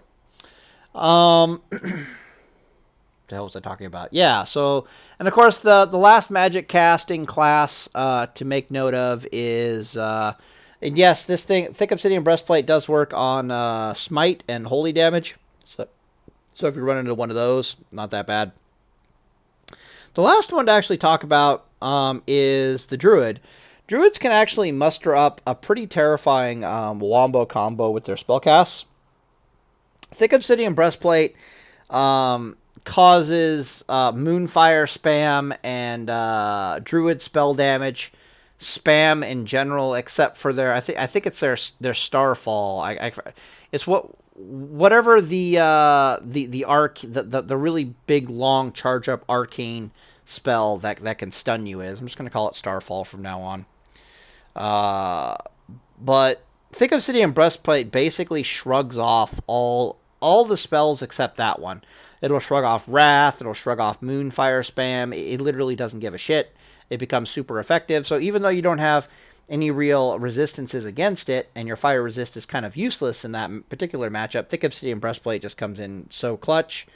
Against the big, I root myself in place and I cast the Arcane Doom spell. They're still kind of relying upon a stun to an extent. They're relying on you stunning them. Their kill combo might once again involve Goblin Mortar and a grenade. And again, once again, they need both those stuns because one stun is not enough because Paladins have bubble, right? And the fact that you're doing 4 damn resist checks against those 2 stuns at like 120 fire resist or even more fire resist is pretty goddamn terrifying. The last thing to mention about this particular build is what the hell was I talking about? Oh, right. So there's also this weird scenario we get into with Paladins where I have a real big problem closing with a target as a Paladin. Okay. Now, what we usually use like a few things to close with our target. We use net. We'll use things like Goblin Mortar, a grenade, and then like a gnomish Netomatic, and maybe some rocket boots. Which this build, interestingly, has the Judgment boots, so you can very easily swap out for the rocket boots. This is one of the disadvantages to the tier 12 is that you actually need the martial boots, so you can't really use rocket boots too well. But then again, if you're using the rocket boots and you're sacrificing the 10-second stun, you're not that bothered by it because it's like, okay, well, I'm already all over this guy. What do I need a faster 6-second stun for? But our primary tools for catching a fleeing opponent and putting our wreck bombs into them is Grenade, Goblin Mortar, and Gnomish Netomatic. But often what happens is you can be, say you're like at like 35-yard range or something like that. I think you can close 27 yards off of a grenade. Let me calculate real fast. Calculator. Used to have this. So you do 8 yards a second times 3, so I can close 24 yards. Melee range is like 8 yards. Yeah, so I can cover about 32 yards. So off of a grenade, a Paladin can close with a target and put in a melee attack possibly within 32 yards. But as a lot of you probably have experienced, we end up in this situation as a Paladin. This is the look of the Fae of the rank 12 gear Paladin. I just wanted to see what it looked like, and it looks pretty pimp, which is nice. Thick Obsidian Breastplate here, nice. Closing with the target. Blah blah blah. Right, we get in this situation as a Paladin where we throw a grenade at somebody, and we get the stun on them. And we're extremely reliant upon getting the stun on the target either with Goblin Mortar or with Grenade. This is the wrong dude. And closing the distance and putting our Wreck Bomb into them. A lot of times we can't quite make that distance. I'm sure you've noticed this. So we can't quite make that distance. And the end result of all that effort closing the distance with the opponent and our Wreck Bomb is that we're barely outside of melee range from them. They're physically running away from us and they're throwing a grenade back at us, right? Or the situation is we managed to close with them with the wreck bomb. We put the wreck bomb into them. They barely survived it. Then they're running away and they just grenade us back. The point is that they reset things with our grenade. So we use our grenade to close the distance, but then they use their the 3-second stun on their grenade to reset the distance that we've managed to close on them with. The fact that you're sitting at like 180 fire resist against classes that do not have penetration gear, like rogues, like warriors, other paladins, trying to think. Damn, my brain died. There's other melee classes, right? What the hell? There's got to be other melee classes. There's no other melee classes? What the fuck? There's 9 classes. Weird. Alright, whatever. So, the point is that resisting these grenades and resisting these goblin mortars is often a really big deal. Not just from a spellcaster wombo combo perspective, but from just about any combat scenario perspective. Because what it effectively lets us do is it lets us close the distance with our target. And then if the target is also relying upon seeing our 3-second stun with their own 3-second stun, or seeing our goblin mortar with their goblin mortar, then because I have 180 fucking fire resist, the odds of me resisting the shit out of that stun coming my way is very good. Which means that there's a good chance that I can just rinse and repeat and kill them. So a very good example would be an enemy target is like 35 yards away from me. I throw a grenade and I close the distance by about 32 yards, meaning that I close the distance actually only 24 yards, which means I'm 11 yards away from them, which means I'm just outside of melee range. I think melee range is like, is it 10 yards or is it 8 yards now? I forget, but leeway, blah, blah, blah, blah, blah. The point is, I close on them with a 3-second stun from a grenade, but I'm barely out of melee range of them. They're running away from me going, shit, shit, shit, throwing a grenade behind them. I don't want to try to dodge the grenade because dodging the grenade will achieve the same effect as just taking the grenade on the chin, which means they're going to get distance away from me. All they want is distance away from me at this point. They fail the resist on the grenade. Like they throw the grenade at me, I resist the grenade, which means I've now used my grenade to cover a metric shit ton of distance between me and them. The situation that my opponent now is in is I just need to time out like 10 seconds. They've got like 10 seconds. I think it's 10 seconds. I'm not entirely sure. But rather than running up to the target and what you don't want to do is you don't want to throw the grenade for like the 10-second stun or the 3-second stun, then run up to them, get within Hammer of Wrath range, and then throw your 6-second stun while the DR is still there. A Ret Reckoning Paladin can probably get away with this. They're probably more than happy with just being like, oh, just let me close and hit this guy one time and he'll explode. But from like a Holy Reckoning perspective, you're much more happier to just chase your opponent for a ways. See if you resist the grenade or not.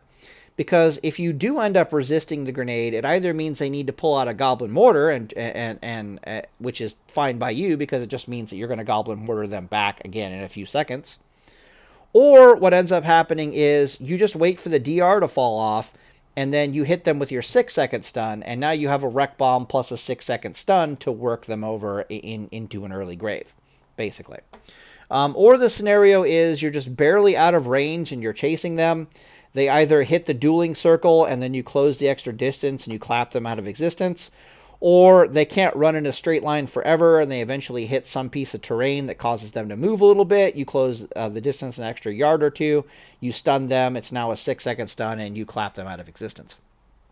So the point is that I've been in a lot of combats where I can't close with the target with a grenade because they're at the perfect range where I can't quite get my rec bomb in. Then they just see my 3-second stun with their own 3-second stun, and then we're just right back to square one. And then they see my goblin mortar trying to close on them with their goblin mortar to get extra distance from running away, and we're right back to square one. By stacking a metric shit ton of fire resist, this little dance no longer works.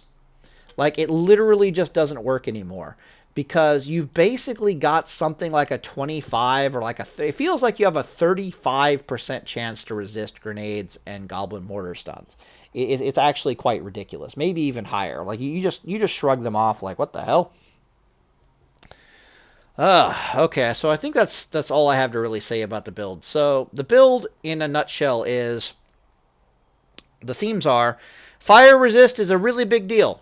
It is really, really, really, really, really, really good from a tactical perspective and from a mitigation against spellcaster burst damage perspectives. Fire resist is, ask any paladin, they'll tell you if you're going to stack any single resist, stack fire resist, because this fire resist will pay dividends for you and be more useful in just about any and every fight. Fire resist is literally useful in just about every single fight that you will get in. And if you can get the number high enough, which is very, very easy to do with a hand of rag, then it's the fact that you're shrugging off grenades and goblin mortars 6 ways from Sunday. It's just amazing. It allows you a different avenue of winning by closing the distance. Is probably the biggest thing from that. Just shrugging off those stuns is worth its weight in gold.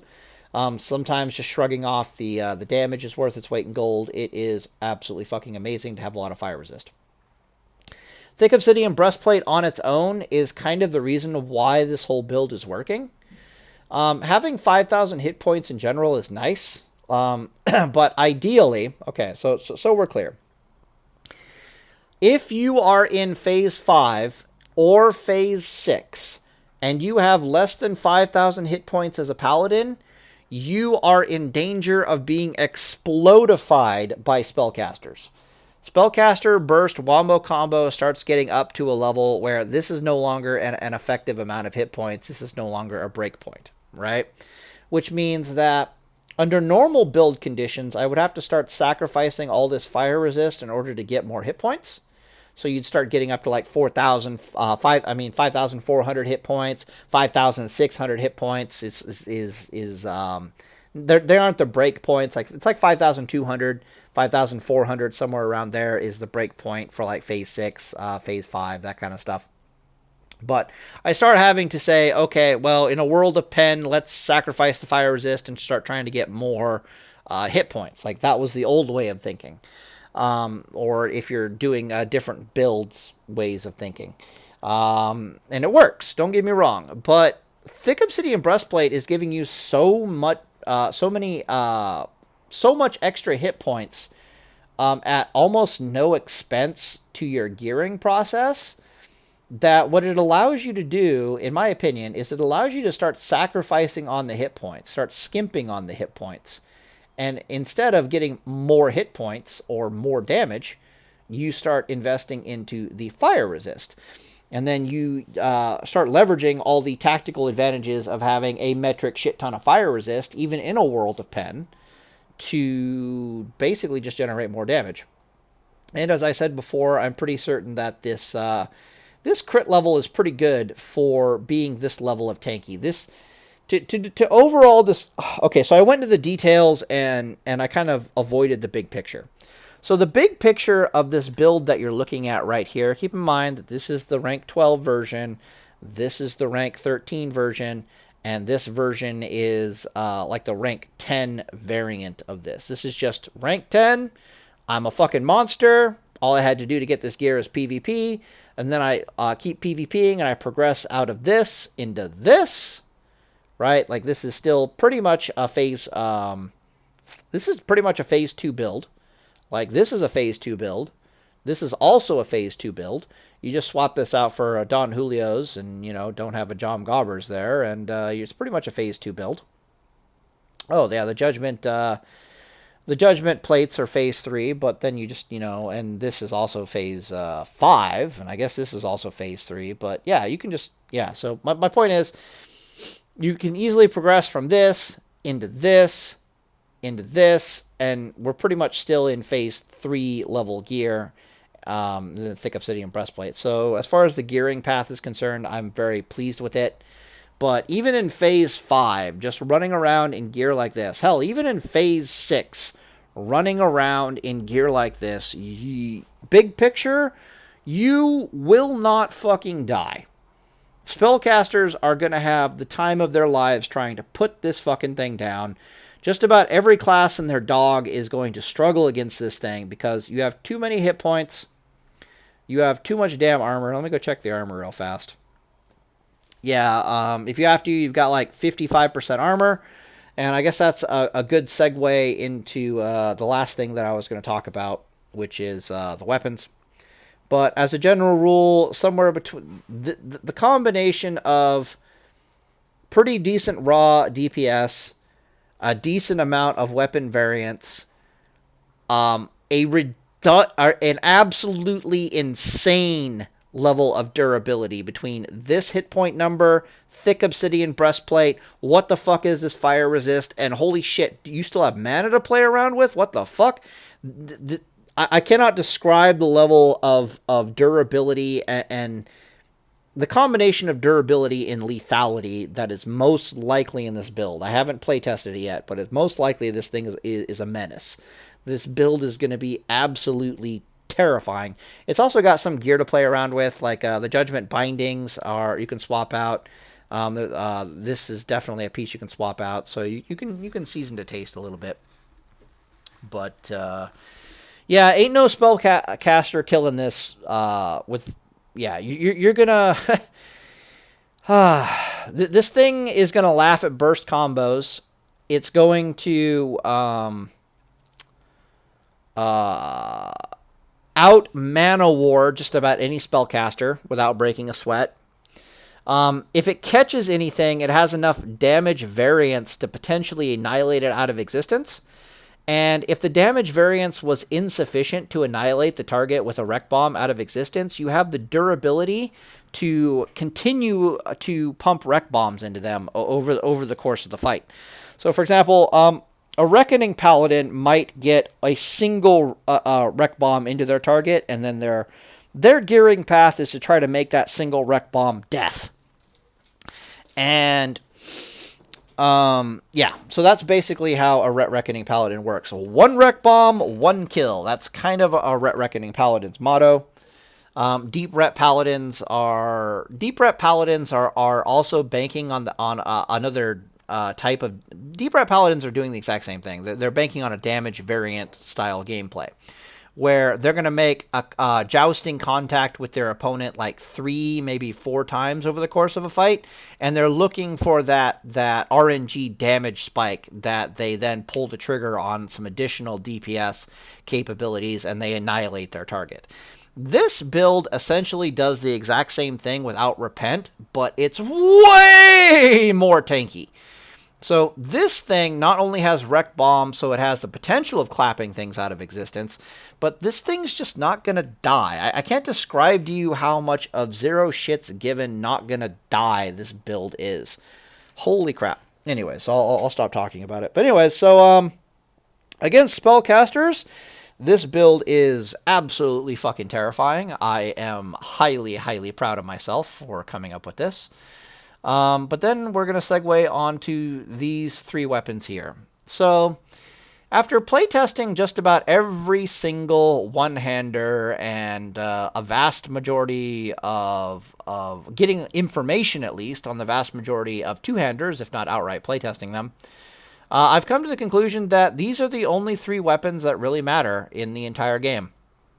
The answer is, technically, you could add Mug a Hurt in here for its slow.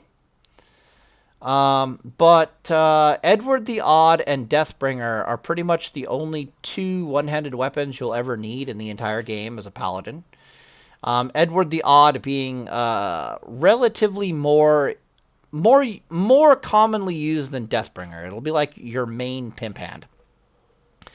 Deathbringer has a very specific purpose, and that is if you need to sword and board against something while maintaining a potentially lethal wreck bomb. And that would be specifically against rogues. So against rogues, Edward the Odd is a perfectly viable weapon to fight against rogues. But there are some circumstances where you might want to be using Deathbringer instead of Edward the Odd, or in the middle of combat switching between Deathbringer and Edward the Odd. So basically between these two weapon choices, what we effectively have is we have the highest burst damaging outside of, I think, like Nax or like getting rank 14 gear, I think. The highest burst damaging one-handed reckoning weapon in the game in Deathbringer. And then we have Edward the Odd, which is like God mode pimp hand of death, which I talked a little bit about earlier. Jesus, I've been talking too long. I really need a drink of water. My throat's like got that dry, raspy feel to it now. Kind of like you've been screaming for a while, and your throat starts to get raw. Oh, Edward the Odd. Okay. So, I made some videos on weapons, and the stuff I still said in those videos is still viable. But after having dueled for a while and engaged in a lot of PvP, I've eventually come to the conclusion that Edward the Odd is, on paper, it's not the superior weapon under all circumstances, but in practice, it's the superior weapon under almost every single circumstance, except for the one and only circumstance where you'd want a Deathbringer instead. And that's specifically against certain types of rogues. And not even certain types of rogues, like rogues with certain gear. Like rogue with Thunder Fury, Edward the Odd equals useless, get a fucking Deathbringer or get a two-handed weapon of doom. The reason why Thunder Fury on a rogue being terrifying is the Thunder Fury proc likes to proc like a machine gun. It's got like a 30% proc chance or some shit like that, or maybe 10%, but it strikes so fast that it procs all the time. Every time a Thunder Fury procs, it actually puts two cleansable dots on you. Like, it's got a slow effect, and then it's got like a slow your attack speed effect. And like both of those are cleansable. And what ends up happening is the rogues will put like wound poison on their blades with like a Thunder Fury, and you can't cleanse it all. So the wound poison just keeps stacking up. So you have a very limited time fighting against those rogues to clap them out of existence before you end up getting like 60, 80% healing debuff, and you just can't cleanse it off of you because Thunder Fury is garbage, is a broken bullshit weapon. So under that circumstance specifically, under a couple other circumstances against rogues, you might want you're probably going to want a Deathbringer or some other slow death dealing some slow one-handed reckoning doom, or you're just going to want to go the two-handed route. But under almost all other circumstances, Edward the Odd is best. Okay, so in the other weapon video, between all the different weapons, I basically showed that Edward the Odd is not the most damaging one-handed weapon possible for a paladin. It's not even, it's not even the second most damaging one-handed weapon possible for a paladin.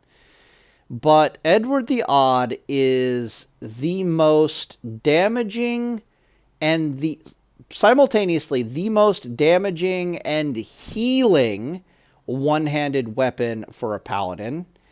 And ironically, which is the thing that puts it over the top, it is also the most tactically flexible of all the weapons. So the example I will give you is basically the example I gave you before, which is 6-second stun. Right. So 2 hours. Holy crap. So in a lot of combat scenarios, we paladins are heavily reliant on our stun, both offensively and defensively, right? Like, we're either going to be using our stun to try to kill something, or catch and kill, more than likely, or we're going to be using our stun to try to heal, right, and to save our bubble. Those are the two ubiquitous uses of our stun. Well, Edward the Odd basically has like a 5.6% chance every time you hit something with Seal of Righteousness to cause you to just be able to instantly heal yourself rather than having to stun the target and heal yourself. So like I said before, that the proc of an Edward the Odd is not only worth the healing you get from it, it is also worth the fact that you didn't have to spend the time to heal. It is which means you're doing more DPS. It is also worth the fact he keeps going. There's a fucking choo-choo train on this one. It's also worth the fact that you didn't have to physically root yourself in place and heal yourself, because that's how healing works for a paladin. We have to physically root ourselves in place and stop DPSing and spend the time to heal, which means that the opponent is likely just keeps running away from us for their lives. The heal, choo-choo train, the heal also cannot be interrupted, right? So when I'm fighting a rogue sword and board with Edward the Odd, the situation is basically that when it procs, I just instantly heal myself for 2,000, 3,000 hit points, depending upon. And the rogue couldn't even stop it. They can't kick it or anything. I didn't have to and I didn't have to use my 6-second stun. So that's the final equation to the puzzle piece that puts Edward the Odd far and above any other one-handed weapon capability, and that is, if I didn't have to use my 6-second stun to heal myself, this means my 6-second stun is suddenly available to be used purely offensively and in some really fucking weird situations that you would never expect a paladin to be using a 6-second stun, because they needed to save it for healing or to catch back up to you. And it's just hilarious. So in rogues in particular, it's really nice because, like I said before, if there's been situation one is I'm fighting the rogue, Edward the Odd procs, I use it to heal myself.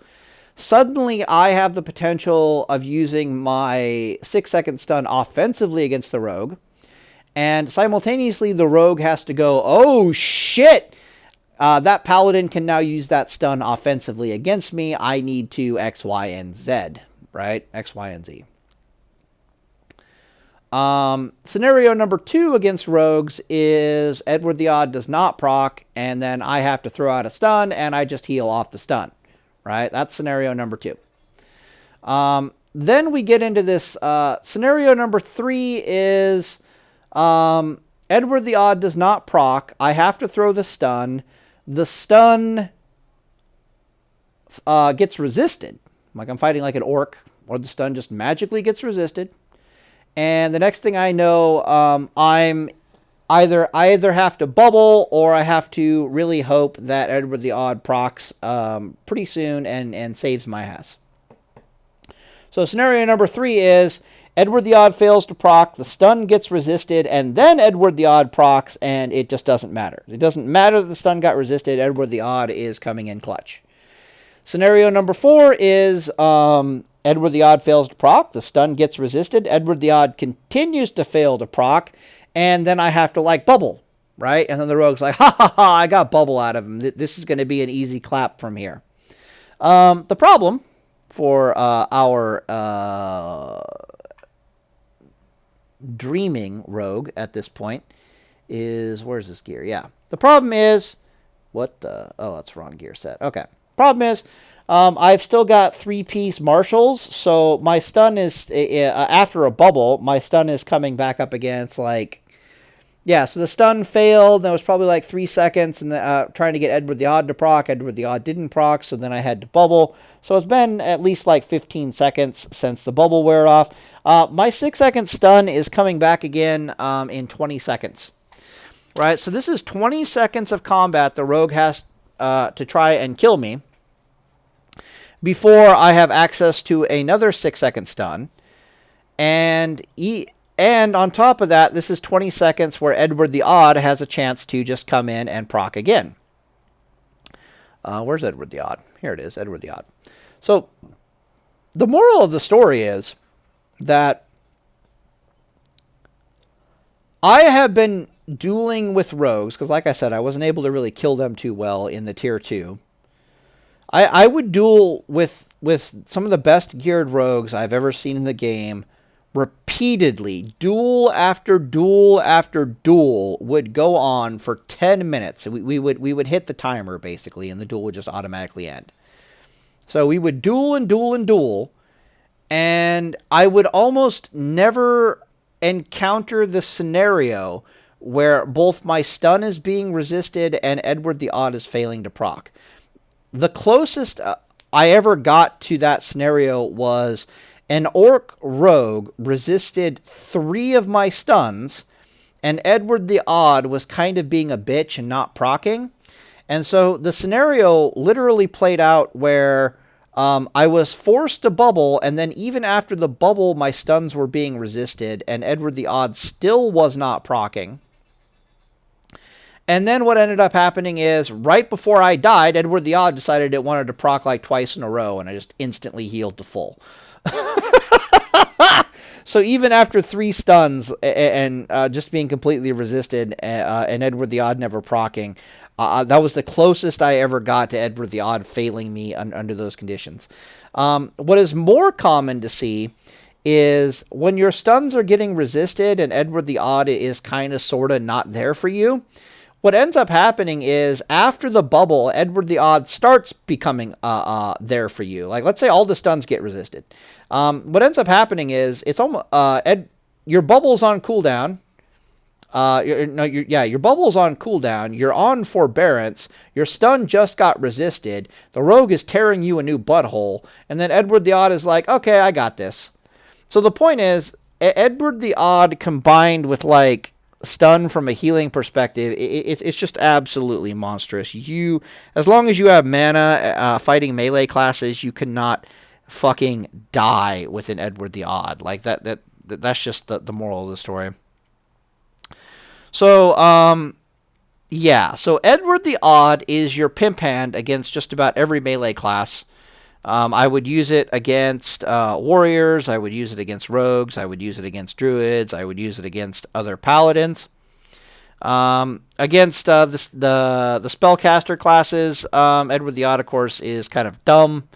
You can go with a Deathbringer, but honestly, you just pull out your best two-handed weapon, preferably a Hand of Rag, and rock the Obsidian Edge Breastplate, and blah, blah, blah, blah. But that's all I really want to talk about. So, to recap, what I learned from my WoW experience, if I had to do it all over again, and what I'm totally going to do if and when I ever, not if and when, maybe if and when, I ever do it again, is I'm going to choose a completely different gearing strategy. I'm going to choose a completely different gearing path. My gearing path is going to be more PvP rank oriented. I'm going to bounce from rank 10 gear to rank 12 gear to rank 13 gear. I'm going to try to get rank 13 gear. If I have to, I'll sit on rank 12. Rank 12? Yeah, but the major issue with rank 12 is I have trouble using rocket boots. And I lose like 1% crit and 70 hit points. And I'm kind of a serious enough player that I'm going to want those 70 hit points, and I'm going to want that 1% crit and flexibility. Yeah, so I'm improving my gearing path so that It's not me finally getting my PvP gear and then a couple weeks later fucking AQ 40 comes out. It's going to be Blackwing Lair is starting and I'm pretty much ready to rock and roll even if it was Nax. Even if it was Phase 6, I'm already sitting pretty much in my BIS gear. That's kind of my current battle plan. And to be perfectly honest, I don't know about Ret Reckoning. And I don't know about Deep Ret, but from a Holy Reckoning perspective, this gear that I'm showing you right here, this is a monster. I look forward to trying to play this. This thing scares the shit out of me with the things I can do with this.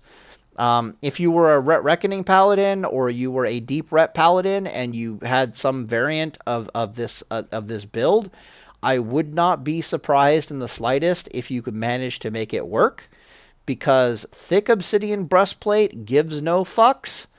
Stacked Fire Resistance gives also no fucks. And so I keep wanting Talrain to try to test some variant of this out, where he's Hand of Ragging with a thick Obsidian Breastplate and kind of chugging around the extra fire resist. But yeah, until then, I guess I'll just leave the video there. The other things that I learned are, so the major issue is gearing path correction.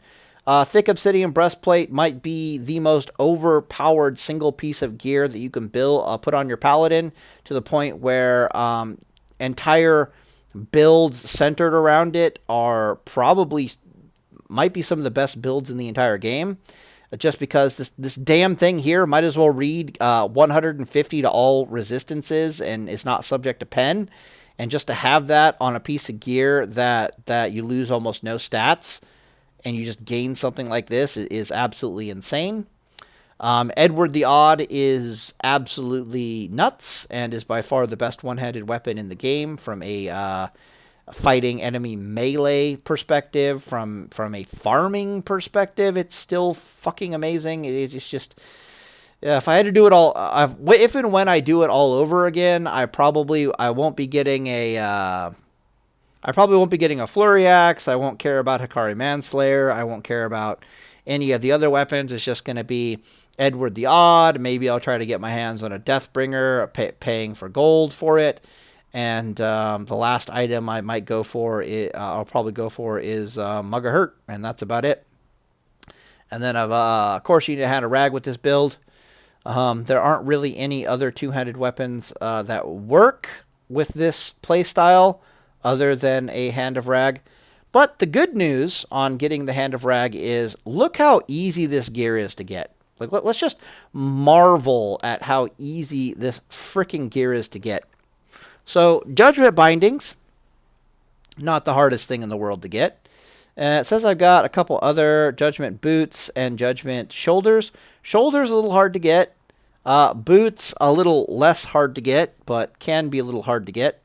But the fun thing is you can just substitute rank gear, especially if you go rank 13 for these slots. Well, not so much the bindings. But you can substitute other gear instead if it takes a while for you to get the Tier 2 pieces. The Tier 2 pieces are primarily there for the fact that they have fire resist, or they're just the best stats. So, like, this has fire resist, and it's the best hit pointed. The bindings just have, like, the most hit points, period. And then the boots just also end up having fire resist and the most hit points, period. That's the primary thing going on with here. And then I just threw on whatever belt I thought was the most beat stick belt I could get my hands on, theoretically. But point is, there's almost nothing here that's difficult to get. And the real nice thing about this gear setup is, especially if you don't care about your healing gear, which I don't, is you're basically only telling your guild that the only real contentious important item that you need in the entire game is Hand of Rag. Like, you're literally just telling your guild, hey guys, I'm just going to use rank gear and Hand of Rag, and that's about it. I might need some tier 2 pieces, but Hand of Rag, rank gear, and I'm good to go.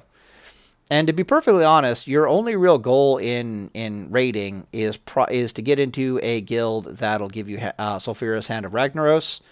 Worst case scenario, you can just not do Molten Core with your guild and do Molten Core with a different guild, like what I was doing. I didn't actually do this, but I thought about doing this. Is at a certain point in the game's history life cycle, if you still don't have a Hand of Rag, what you do have is you have some of the best healing gear in the game, and what you just do is you join like pug guilds, not pug guilds. Pug, is that the right term?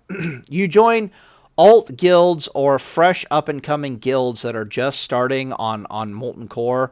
Like they're just trying to progress. So like, hey, we're a Molten Core guild. When we get enough gear from Molten Core, we're gonna start trying to do Blackwing Lair. Like we're a fresh guild, but it's like phase 4.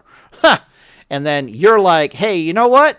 My main guild, you guys, I'm not gonna heal Molten Core for you guys anymore. You guys got it on farm. You guys are good. I'm going to go heal for this other guild down here because you're bringing all the really good healing gear to the raid. You can probably, leverage that and basically to say, hey, I don't need any healing gear. I don't need any DPS gear. I just want a Hand of Rag. That's it. I'm here for a Hand of Rag.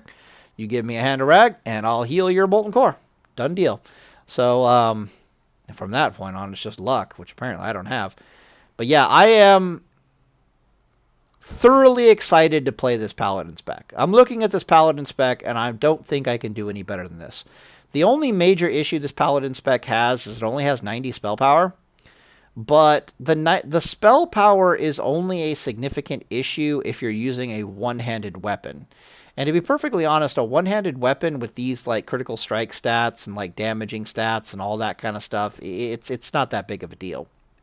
When I'm using a one-handed weapon, it's usually against warriors, it's usually against rogues, and I'm far more interested in other stats than I am in spell power in particular under those matchups, especially since Edward the Odd has been proving to be so devastating under those conditions. So that means I don't need to have a heavy spell power build anymore, and instead I can use the two-handed build, which needs much, much less spell power. But anyways, this video is long as hell, so I'm going to end it here, and day is full, boys.